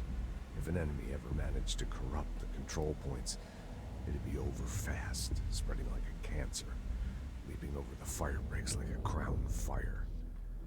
They are the weak point. Darling's right about that. He's wrong about everything else. Dangerously wrong. But his name is Darling. Suspiciously wrong. Has he been compromised? Trench really seems to possibly be paranoid, but also there might actually be a conspiracy, so maybe not paranoid. Because you're not paranoid if they actually are out to get you. I can hear the hotline ringing in my dreams, constantly ringing. Ringing so loud I can't hear the voice I'm straining to understand. Why don't I pick up? It's a secure line of communication with the board. They would tell me what I need to know. Do I fear their answers? Would they have warned me of this threat? I didn't see it coming. The traitor in our midst. A conspiracy plotted right behind me. Thank you, Portico. I can't trust anyone. I must assume all my intel has been manipulated. The hotline is the only channel I can trust. Bind it, control it. The rule and the ritual with objects of power. It can't be tampered with. The lifeline to the astral plane and the board. I must seek guidance. Soon. I'll rest first. I'm so tired. Always tired now. But I must reach the hotline. I think I'm under attack. An attack of dementia, exhaustion. It's a brain cloud making me forget. The hotline. I must reach the hotline. He seems hypnotized. Management team. A director needs a team. My management team. These people know the secrets of the Bureau as well as I do. Some even better. They have proven themselves. Darling, Tomasi, Salvador. This is the video that we Marshall. got Marshall especially, when we... my head of operations. She sees right through me. She knows I don't like relying on people. The only person you should fail is yourself. So I followed my own orders. Northmoor hated my guts for that. But things change when you become director. You suddenly see this dark void for the horror show it truly is. Filled with screaming fear we pretend to control. It's so noir. Sand leaks through my fingers. The roses I pruned in the garden back when I still had a family, all dead. Heat escapes my body. My thoughts are scattered. The universe keeps expanding. I can't keep up with it alone. When I forget that, things go wrong. And my team has to pick up the pieces. Damage control. To help me get out of my mess.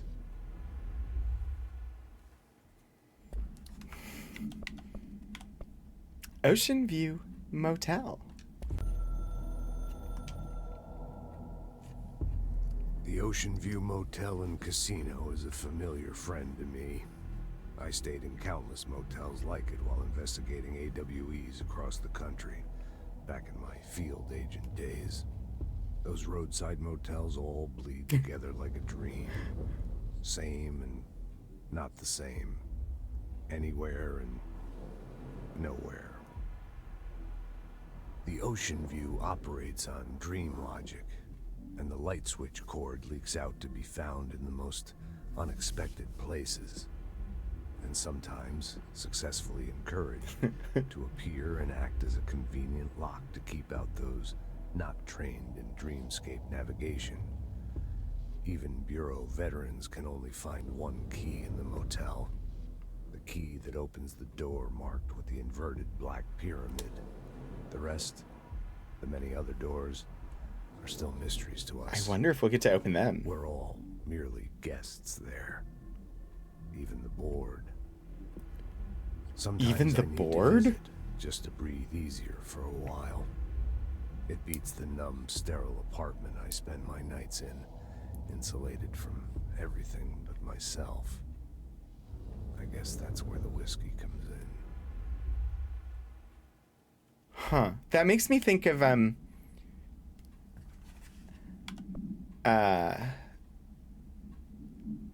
Cthulhu like universe stuff. I won't call it the actual descriptive term because I don't want to even think about the author.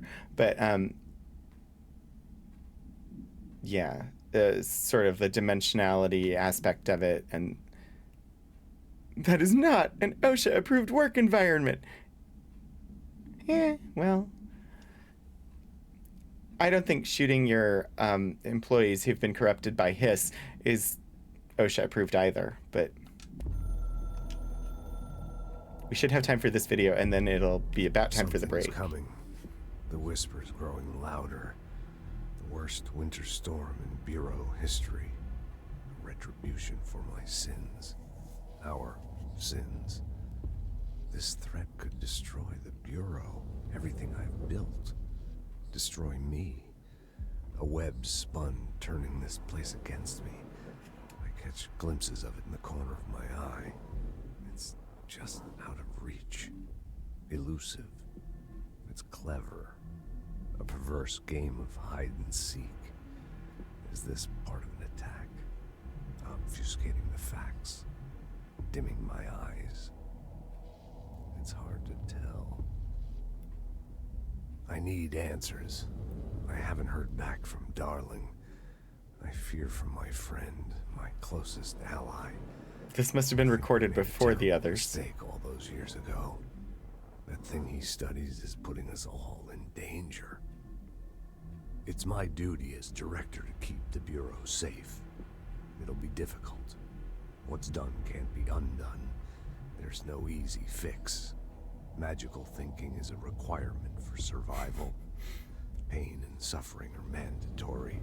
To change things, you have to break yourself. I don't know if I have the strength. I'm old and weak. I'm afraid. I can see my hands trembling. I'm losing control. Well, you lost control, and now I'm in control. Yes? I doubt I have time. There's less than a minute, and I'm betting this will be more than a minute long. So, yeah, we're going to have another quick... It's a 3-minute ad break, because that will get rid of pre-roll ads for people joining us from elsewhere for the next hour. So, like our handrails in front of the gap, certainly not compliant. Yeah. So, I will see you shortly. Take a quick break. Relieve yourself. Get water. Get rid of water. Get snacks. See the sun. Whatever you need to do. I'll see you soon.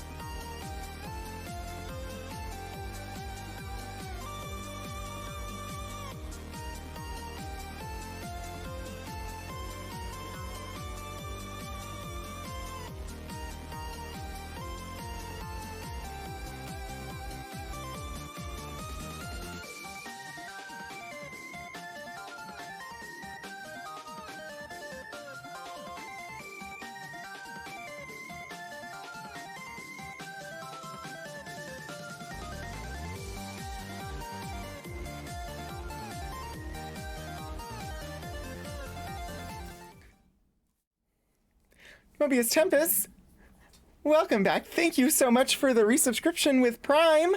23 months. It is great to have you here. I very much appreciate it. Be Right UK, thank you for the 500 bits. I found these bits. Thought I might get rid of them. They're a little bit spoopy. Yuck. This autumn cleaning. Oh, thank you so much, Be Right UK.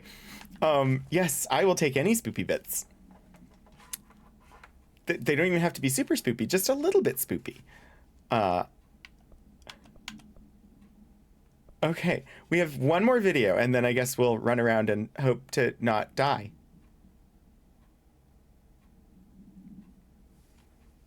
I think that's how this game is played.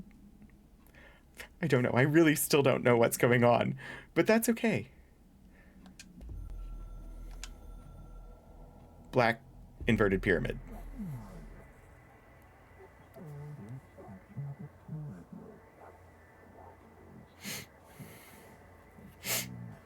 Chosen one. The game needs you. I mean, I do, yes, assume that the game does need me. Literally, the game would just sit there unplayed if not for me. So, oh great, we're the chosen one. I know, I never ends up badly. Somehow, you know, I don't think the chosen one's gonna have to suffer any trauma, right? No mental traumas, no physical traumas. That never happens to the chosen one.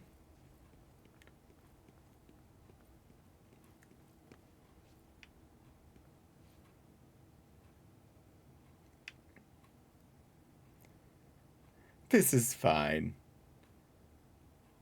So now it's the hotline chamber without the hotline, because I just have the hotline. All right, so now I need to go to the boardroom. Not the Never boardroom, just the boardroom. And this door did not used to be here. The dent I put in the wall is also gone. But the speakers I shot down are still gone. But there was a new security camera. I am not fond of security cams. But the one I shot down was interesting. So it's just this wall that changed. But only part of this wall changed. It added a security camera. The dent repaired itself. The telephone that I threw at it replaced itself on the wall. But the speakers stayed shot out. I don't think there's any logic.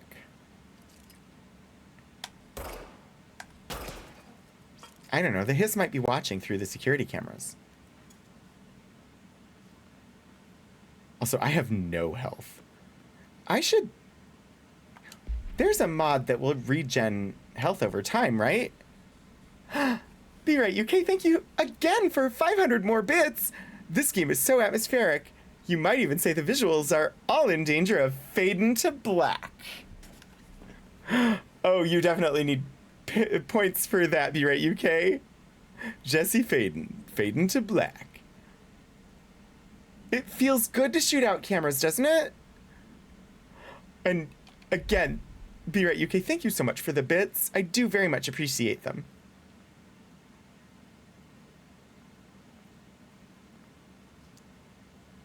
And we're back here. Hey, this... I knew there was a door there.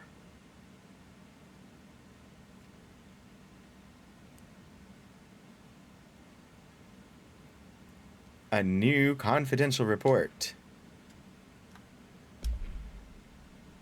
Federal Bureau of Control to all executive staff. You're downloading BG3, it might be a mistake. I have currently 2 active playthroughs, and I have another 2 more that I want to play, because I definitely want to do a Bard playthrough, but I now also want to do a Sorcerer Warlock multi-class playthrough, because that was one of the ones that the devs said is a really good class to play, that or a really good multi-class to do, that most like that barely anybody has done. So that one appeals to me a lot. I've never made it past Act 2. To all executive staff, I know there is some concern regarding our operations exceeding the annual budget. So long as we operate within the oldest house, we are obscured from scrutiny in many aspects, or many respects. If our budget demands were not our...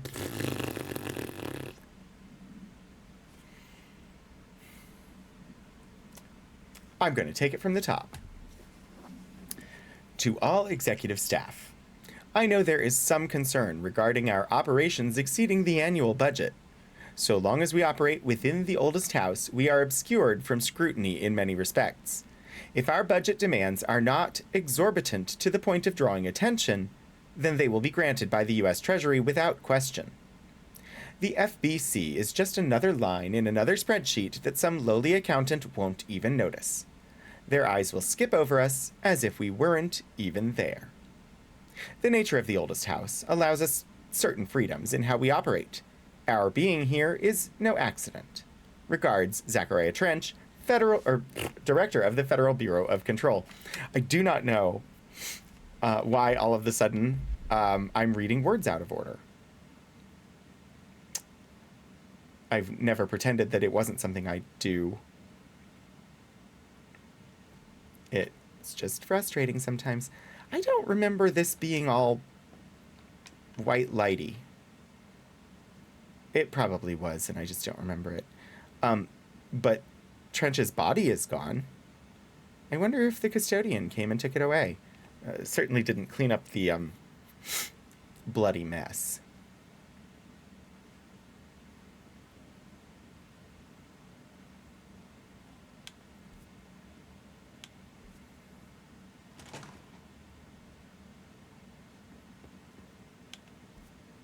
Alright, so if I turn this way, it takes me to where I want to go.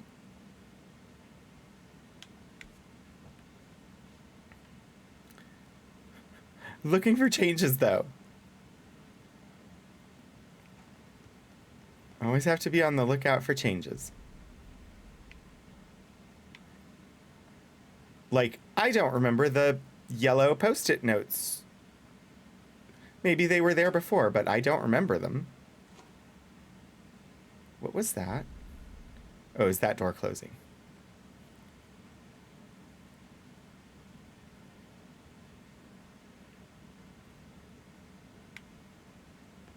That's a lot of... And they're not even actually post-it notes. They're just yellow squares that look like post-it notes. Interesting.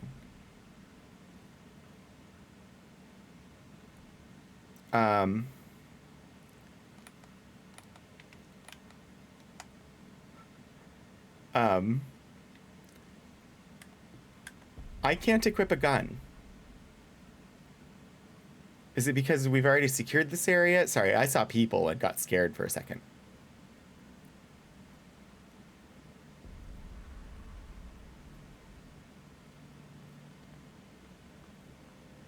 Everything good here, random security guy? Ooh, hello.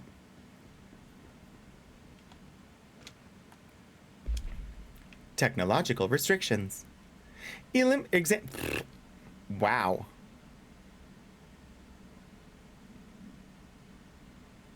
I know how to read. Examination of paranatural topics. Technological limitations of the oldest house. Summary. The oldest house imposes certain limitations on our bureau, but by far the most restrictive is the inability to use certain technological instruments. The oldest house does not allow devices that receive or emit any redacted signal. Radio waves are the only transmittable signals in the oldest house, and even those are often unreliable. If the power of collective unconscious is taken into account, it could be that certain pieces of technology are too new in the cultural redacted for the oldest house to redacted them. Similarly, these items have not been known to become receptacles for altered status. Technology may be moving at too fast a pace for the redacted to occur. Modern technology tends to disappear and break here, sometimes quite violently. Redacted agents have been injured by cell phones exploding in their pockets while entering the oldest house. Refer to file 4/19/1935 for full report. Finally, I have found my vacation home.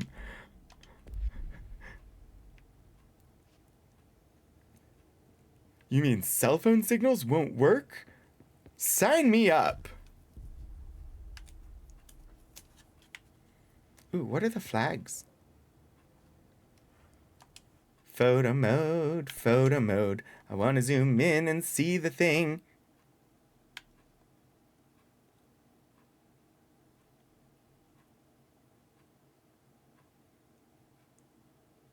The question is, do I recognize the place on the map? Last encounter. Last encounter with what, though? Whoops. Oops. I never used photo mode in games, like to actually take photos. It's just not a thing that I do. I'm not a shutterbug generally. Why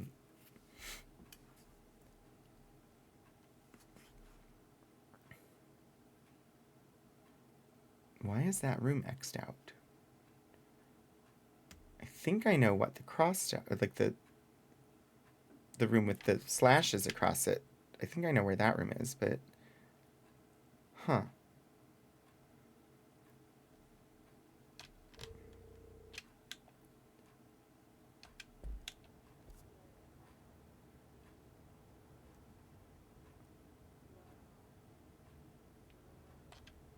Yeah, I'm not sure. Anyway, I don't know that it's necessary that you take time to inspect all of those documents, but it feels like the right thing to do. And those I don't remember seeing before, so. Ooh. I can't shoot it because I can't pull out my gun. And I can't use my telekinetic powers. No!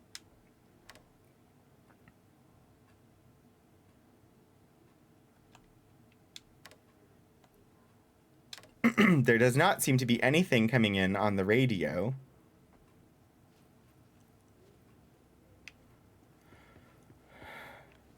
Two cameras, jeepers. Jeepers, creepers.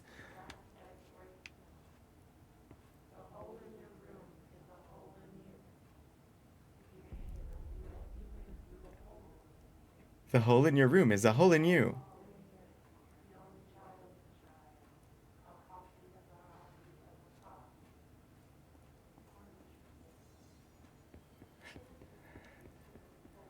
I just love the atmosphere of this game. It is so well done.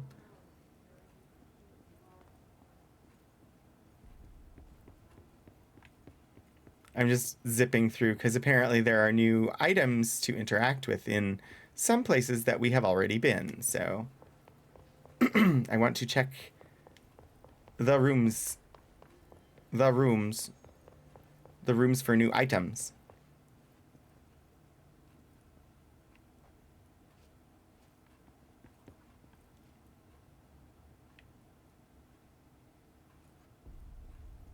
The rooms for new items.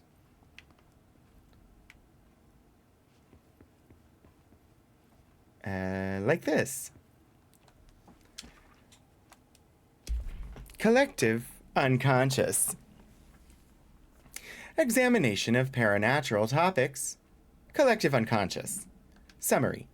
Collective unconscious is defined as a form of the unconscious that is shared in all human minds. From this arises unconscious knowledge linking us through our ancestral heritage, see Jung Report, page 12 through 34. Through this collective unconscious, we unknowingly attribute a series of images and archetypes to all elements of our lives. These archetypes are never fixed, but shift and change in tandem with our species and culture. This internal belief in the power of images, shared by a massive population, is redacted in the creation of altered items and objects of power. The sheer amount of redacted exuded is attracted to the best representation of that image, imbuing a single object with massive amounts of redaction. Theoretically, places of power could likewise be formed by the simple power of sustained collective belief. Refer to file 541-7532 for full report.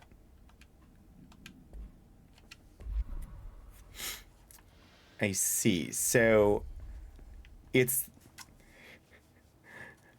the unconscious belief in things and the power thereof that has caused things to instantiate as powerful.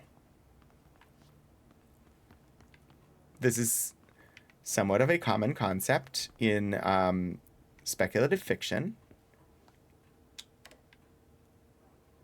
I want the tango music. Give me the tango music.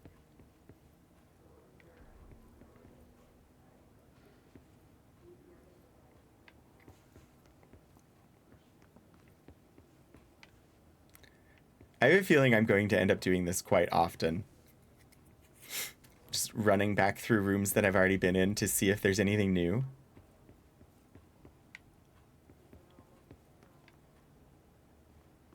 Oh my gosh. It's a picture of Trench.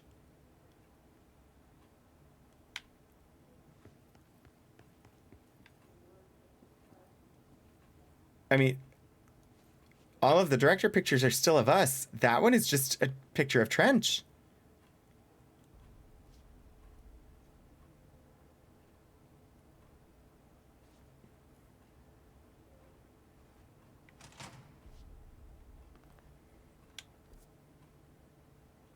Where am we? I wondered if maybe this room would be unusual in some way because there was a picture of Trench. This was one of the locked rooms that we needed security level 1 to get into. So we gained access to it last time we played.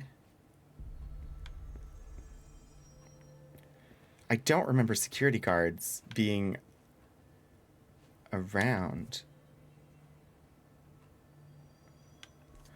Like, I don't remember not being able to draw my gun and security guards in the stairwells.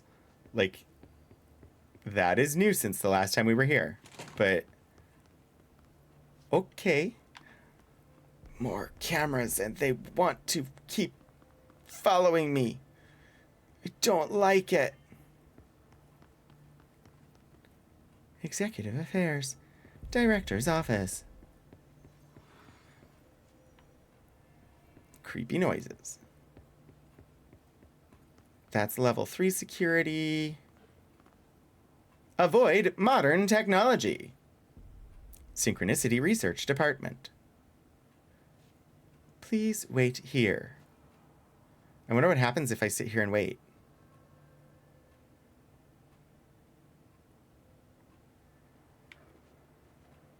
Probably nothing.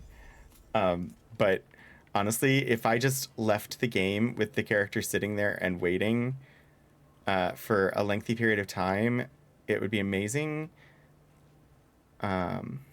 if something happened. I'm sure that we saw this before, but I do not remember these punch cards at all. Or the missing posters.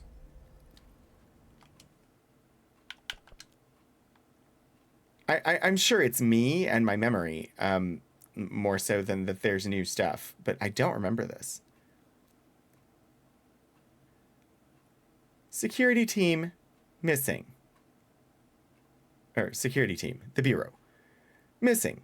Mike Pennington, 55 years old, last seen April 6. Description, male, 55 years old, height 70 inches, weight 154 pounds, brown hair, brown eyes, wearing white suit shirt, black suit pants, and black leather shoes. Person having any information are requested to call 555-0127, not Alaska, Hawaii, to call, or New Jersey.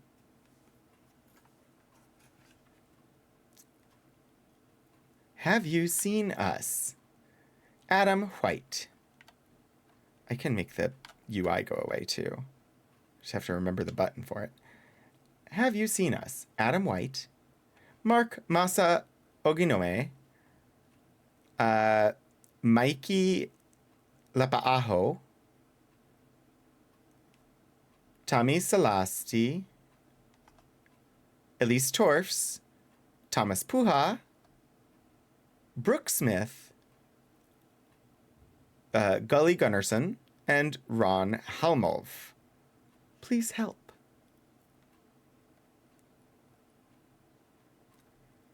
Missing, Jane Farland. Female, 40 years. That's about it. Missing, Steve Fair, 53 years. Last seen June 23rd, male, 53 years old, height 70 inches, weight 160. I now am wondering the height of everybody because both of these posters, they were 70 inches high. Anyway, my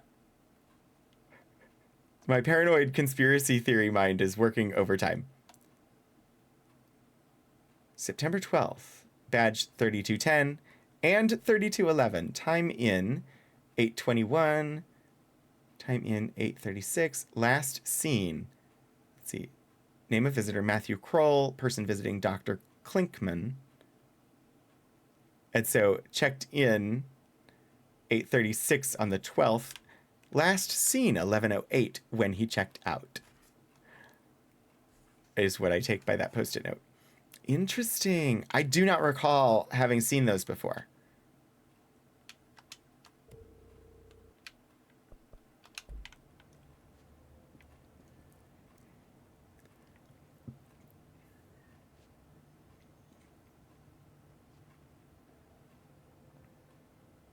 All of these are 7 to 14?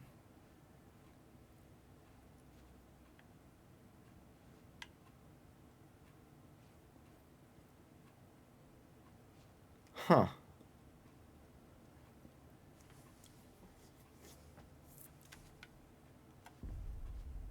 That wasn't just me, right?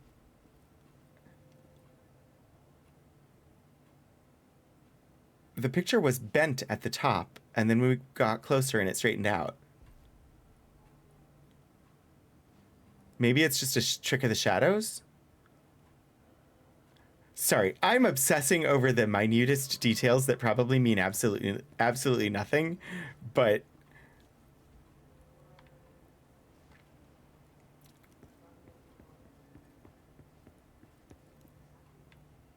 I'm okay with that.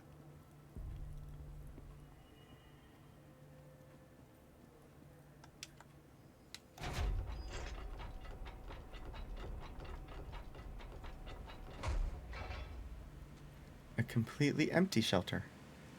Thankfully not full of mushrooms.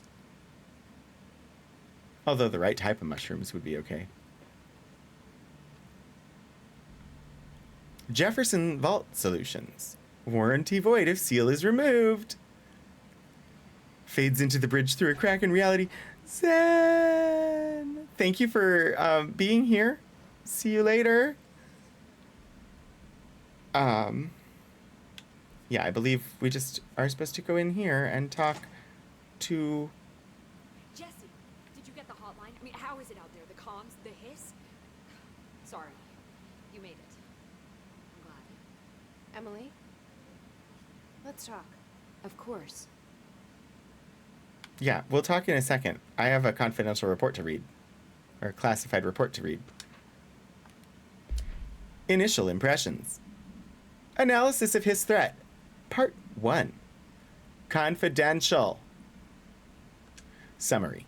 Initial encounters with the entity known as the Hiss have revealed various behavioral facts. Most notably, the Hiss is able to invade or corrupt control points, altered items, and even humans, radically changing their behavior. Curiously, any person wearing one of the wearable HRA devices that Dr. Darling has been distributing over the past weeks was not affected by this corruption. The only known exception to this fact is the new director, Jesse Faden, who possesses an inherent immunity to the hiss. This could indicate that she has already been corrupted, but her behavior is so in contrast to that of the other hiss that I have dismissed the theory. My final observation comes from Miss Faden herself. She is able to cleanse material and organisms of the hiss corruption. We tested this ability on a hiss-corrupted entity, but unfortunately the process seems to kill the host. Perhaps the host's physiology becomes reliant on the hiss? More work to be done. Refer to file redacted for full report.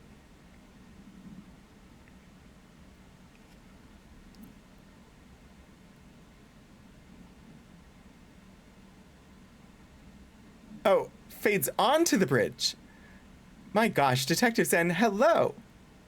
Welcome. My brain, I saw you, I read the message, and my brain processed it as Shadows of Life, not as Detective Zen. Because there was the phasing note that Shadows of Life did at the top of stream. I apologize. Detective Zen, you are not Shadows of Life. Welcome, it is good to see you.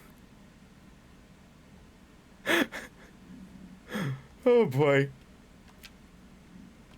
Don't mind me. I'm just living in a world where everything is mutable.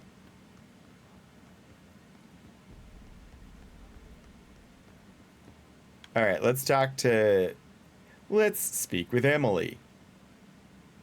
I accept it as an honor to be confused for Shadows. Excellent. I got the hotline. I could make out what Trench is saying. Incredible. What did he say?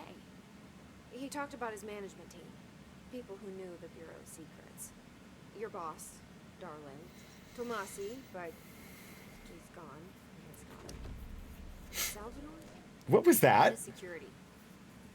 And Marshall? Helen Marshall is head of operations. She's tough, ex-CIA. She took her rangers and went to the research sector to secure the HRA production. She hasn't come back. Someone who could help us. The other sectors. How do I get there? It's impossible because of the internal lockdown. You can perform a directorial override to lift it, but that can only be done in the maintenance sector. Normally, you take the sector elevator down there. It connects all the sectors, but it won't work while the lockdown is in effect. We already got past one lockdown. Maybe I can find a way. Jesse, look, with no prep, no training, in this extreme situation, you are doing phenomenally well. And all that and the hiss can't seem to affect you. I mean, I would love to run some tests on you. If you agree, that is. We could find out something that would help us. Tests. I don't know. She might find out about you. Wait, what? But I wouldn't mind understanding more myself. Okay. If you think it will help. Great. I'll check the internal documentation for any lockdown bypasses. We need to get these sectors open to locate Darling and Marshall. And I'll look for a way inside the maintenance sector. The sooner we find one, the sooner I reach this override.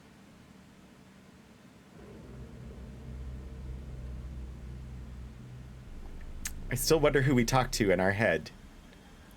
Also, is that a wall?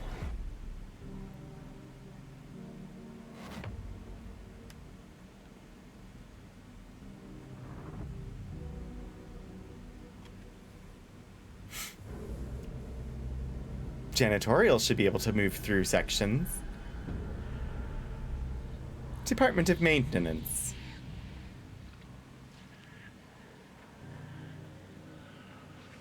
That doesn't sound inviting.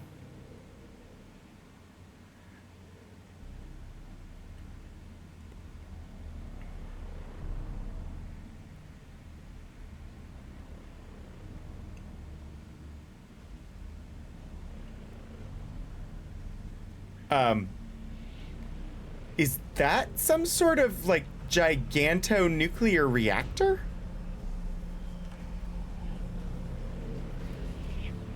What was that? Mission completed. Unknown caller. New mission, Directorial Override. Upgrade and unlock new abilities from the nearest control point.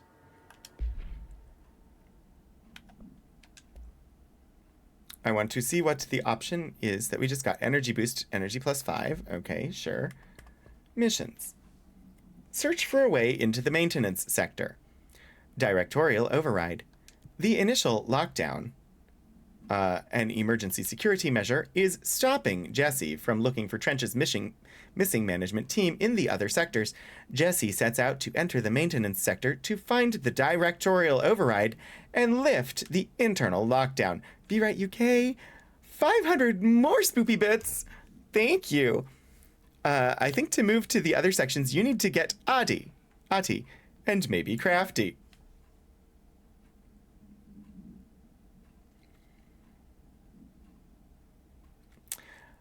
I see. They were punny bits. And you definitely deserve points for those bits and the pun and the thank you. Thank you, Be Right UK, for hurting my brain. Excellent work.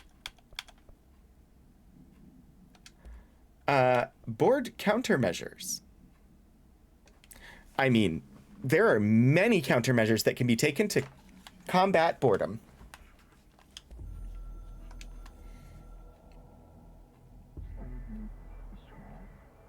Hostile takeover. Foreign power. We will provide strategy countermeasures. Except ingest them at control points. These countermeasures / missions will benefit you.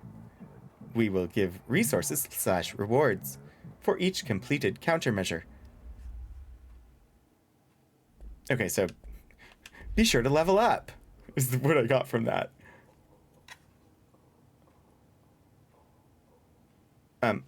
Why are we hearing somebody hum? That's Ati. I definitely need to come back and talk to her, but... You hear that? Someone's singing. Where's it coming from? I'll go look. Okay, but you have an icon. I should talk to you now, or... Okay. Now it is. Hi, Jesse. Ooh, Origin of the Hiss. Where did the hiss come from? I'm not sure. You said the hiss was here when you entered. Did you see anything like that outside before you came in? No, just inside. There was a hesitation there. See, the oldest house is a sprawling complex with openings to other places as well. I don't even know where to start looking. But in the context, it's good news. The lockdown holds. The hiss escaping the building would be the end. Pretty shitty world out there if you ask me, but I wouldn't want the hiss to destroy it. With you on that, Emily.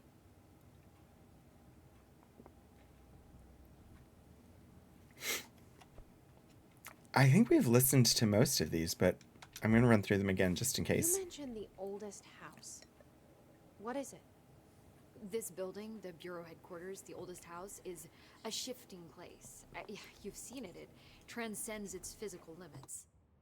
I've been to New York a few times. How didn't I notice this place? It's an attribute of the building. This is a place of power. The oldest house doesn't like attention, so unless you're purposely trying to find it, you don't, which is perfect for us. The work we do here is essential, but unstable. The Bureau prefers not to be noticed. And we need strong walls to make sure nothing gets out. So without you, I never would have found the front door. Okay. This Trench guy. I keep hearing him in my head. Is he a ghost? Haunting me? Good question. I doubt we're talking about a ghost in the traditional sense, but an Good echo maybe. See, if he was killed by the service weapon, your gun, maybe it's his final thoughts recorded by the bullet in his brain, like a deep space probe sending back data. But that's just a hypothesis on my part. I need the gun to research it. But you better hold on to that given the circumstances. I think I will. Yeah. Yeah.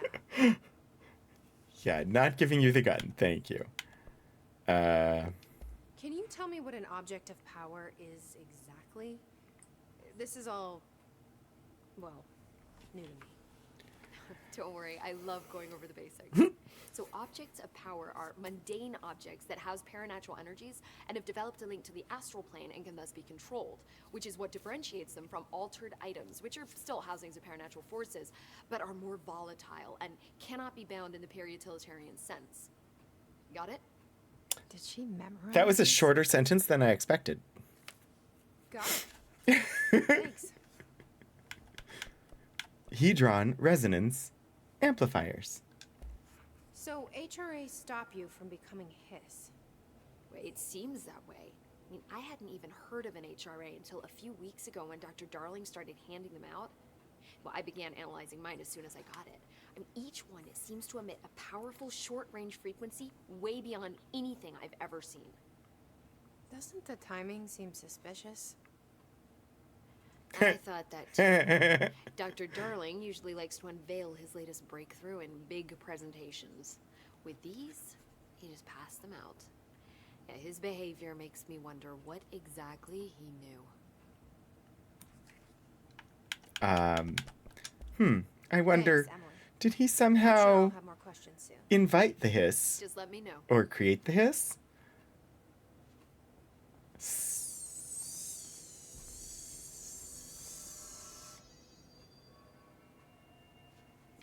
Erratic even for the oldest house. The Hiss are tampering with it somehow, agitating it, matching frequencies maybe. Sorry, there's an interact. I just have to check and see. Is there Bring me back new anything stuff? Okay, same things. Good. Thanks, Emily. I'm sure I'll have more questions soon. Attention, Just let me know. all hands. Our current course leads us into the field of the oldest house, where our communication devices are likely to explode.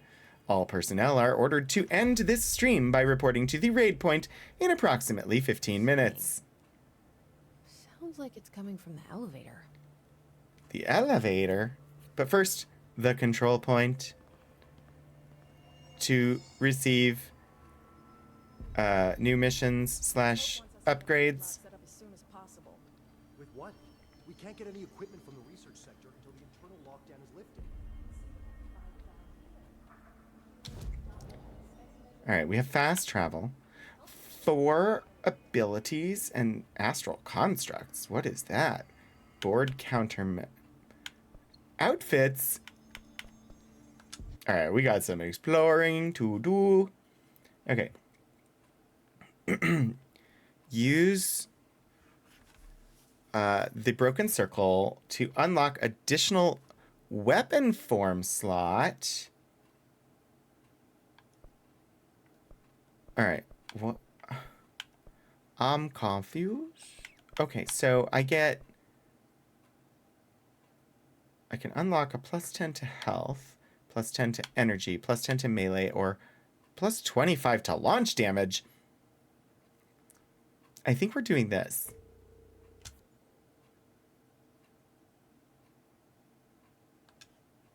Okay.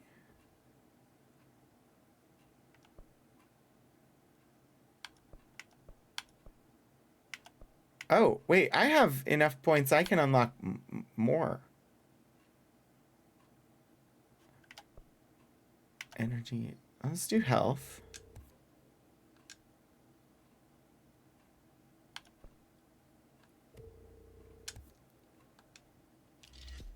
Additional weapon form slot. So those cost 2 points. I don't have enough for that, but I can go ahead and boost my melee as well.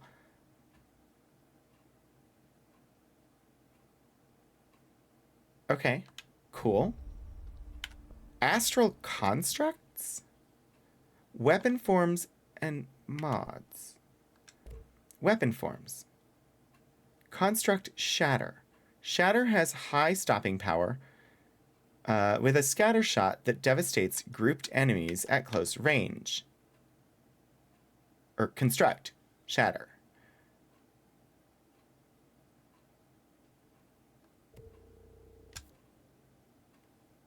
I have made a new weapon form.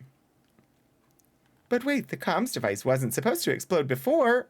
Never mind. What do you mean wasn't supposed to explode? What are you not telling us, Detective Zen? Weapon mods. Obscured weapon mod. Let's construct a random one. Oh. Huh? Constructs level. I don't have enough to upgrade the constructs level. Refresh. Generate new randomized mods. I don't think I'm going to spend on this right now because I don't really understand it. But it looks like by spending those resources that I didn't know what they were, like I can spend some of the little triangles as well as some undefined reading to create a random weapon mod that I could either deconstruct or slot into my weapon. Interesting. Board countermaneuvers. Countermeasures. Shatter maneuvers. Kill enemies with service weapon in shatter mode. Okay, so these are like long-term quests. Enemies in the executive sector with headshots.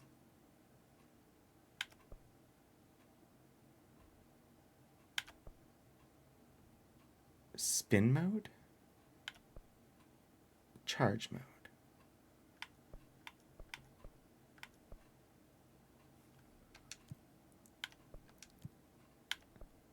I don't think I have surge mode yet. Or spin mode. Or charge mode. But I'm going to accept them anyway? No, I can't.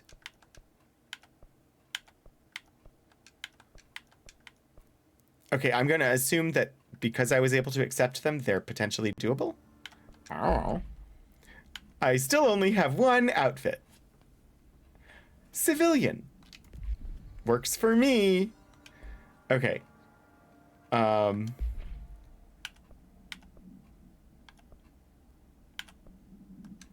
Modification. Low health boost. Damage while on low health plus 43%. Shatter projectile boost. Projectiles fired plus 2. Projectile spread minus 8%. Recoil efficiency. Recoil minus 5%. Recoil minus 7%. I'm going to deconstruct the 5% because why would I keep that if I've got a better one? Reload speed plus 12%. Rate of fire plus 13%.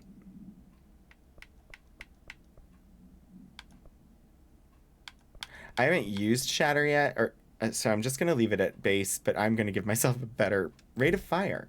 Because why not?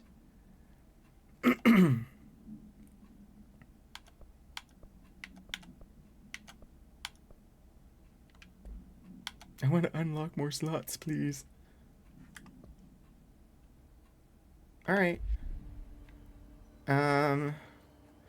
Just gonna do this because I think interacting here will save. I don't know. What am I doing? Those are the countermeasures, but directorial override. Search for a way into the maintenance sector is my main mission.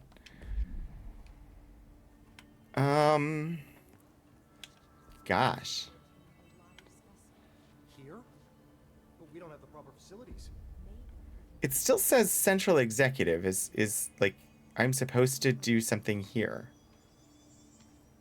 But what?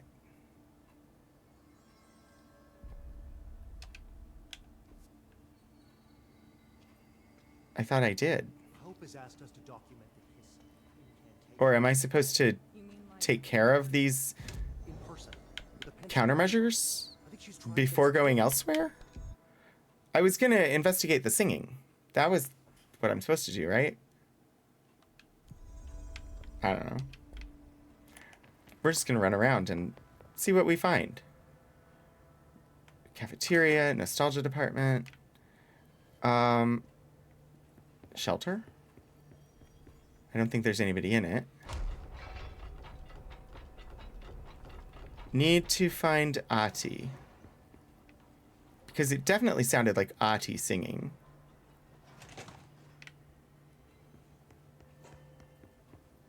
The shifting reality fields have been messing around with all ship's systems, including the primary and secondary prank macros. Don't worry, it's not being included in the performance report. I'm gonna snooze that because we'll be ending, so I'm not going to need an ad break. So there was, oh gosh, where's the elevator?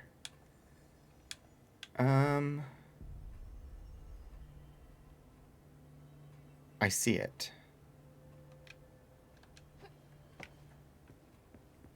I forgot. I can run around with the map up. Thank you for being my memory for a moment, Be Right UK, because I completely forgot that there was a comment about the elevator.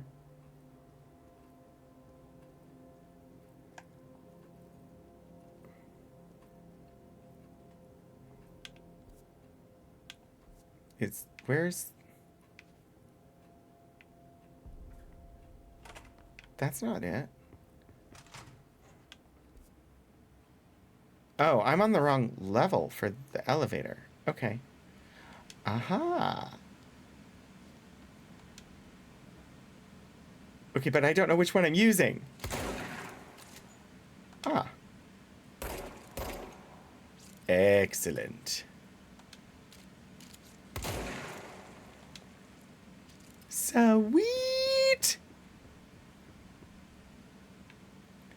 All right, I know where there is an elevator. We're not in the oh, we are in the executive sector. Okay. See, I remember these punch cards, but not that other set of punch cards that we saw before.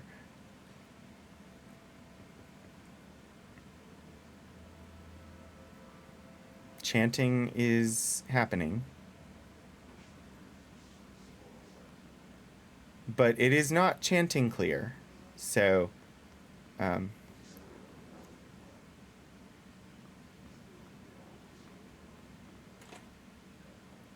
don't like doors automatically opening. Oh, hello. Hello. What are you? Oh, you're that. Reminder, if you experience an unanticipated building shift, follow these simple steps. 1. Search the room for any altered items or objects in the tower. 2. Carry the altered item or object in the tower to the nearest safe room. 3. Wait for Bureau staff to find you and the object. If there are no altered items or objects in tower in the vicinity, then reach your supervisor via the nearest intercom and await further instructions. For your attention. I was gonna try and shoot the bottles, but apparently the bullets are much more, reactive with them than I expected. Ah, yes, okay.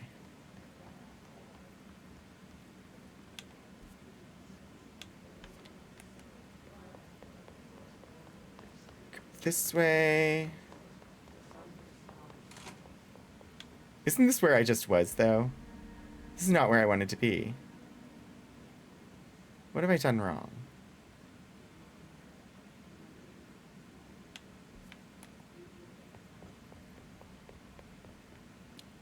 Herp-a-derp-a-derp. I will figure it out.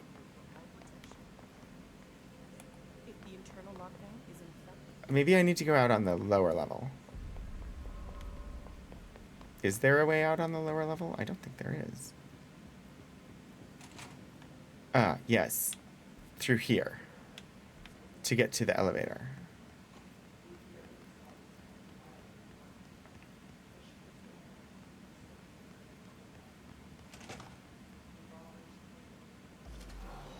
What was that?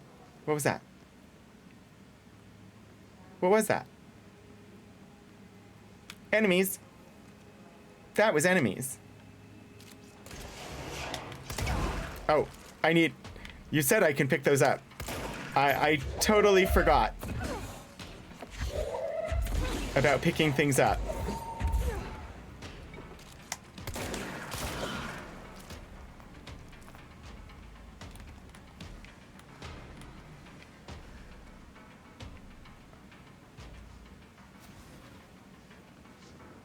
Where?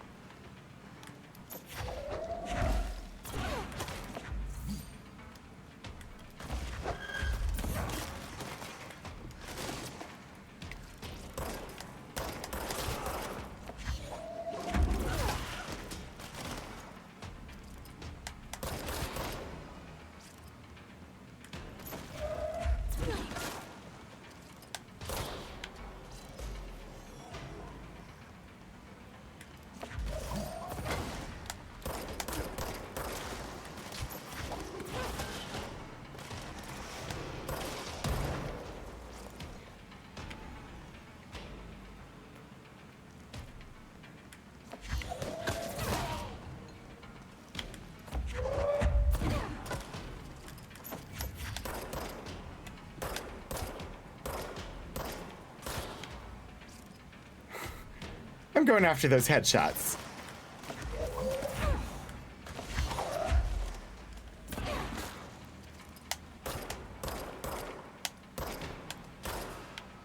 But not to the exclusion of just killing them. Oh boy. Oh, it looks like we have hit time. I'm gonna gonna take care of the battle first, but then we'll be looking to raid here in just a second. Well,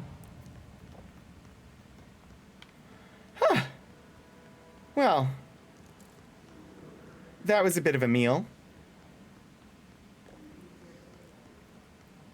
But the victory was delicious. Right, if I go back through Dead Letters... Is that where I want to go? How do I get to the frickin' elevator? I think I want to go this way? But that door is closed, so can't go that way. I think I have to go through Dead Letters.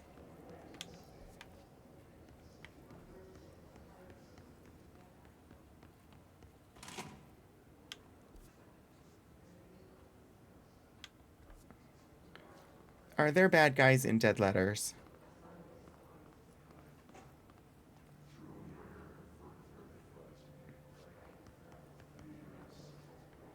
It shouldn't be, because it's... Alright. For now, since it is time to be ending, I'm gonna come up here and interact with the control point.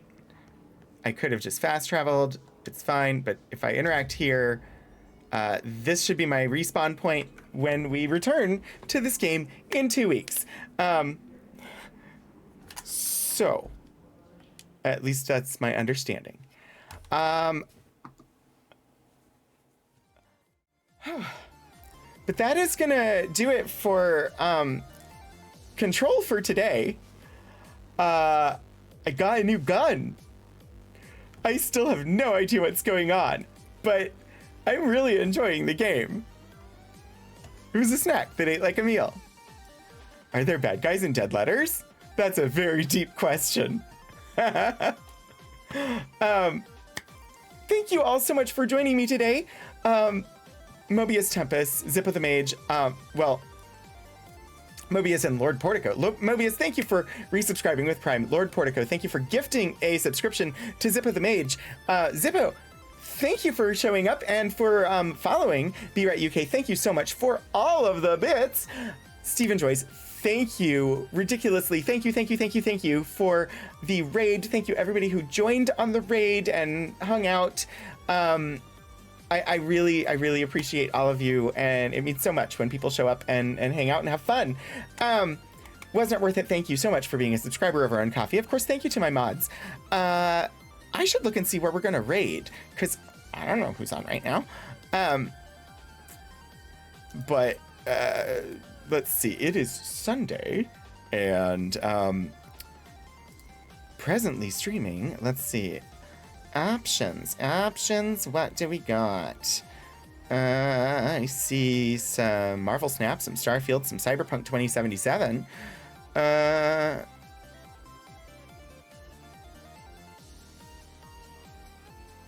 think it just came out, right? With a new Delusi, I don't know, a new update.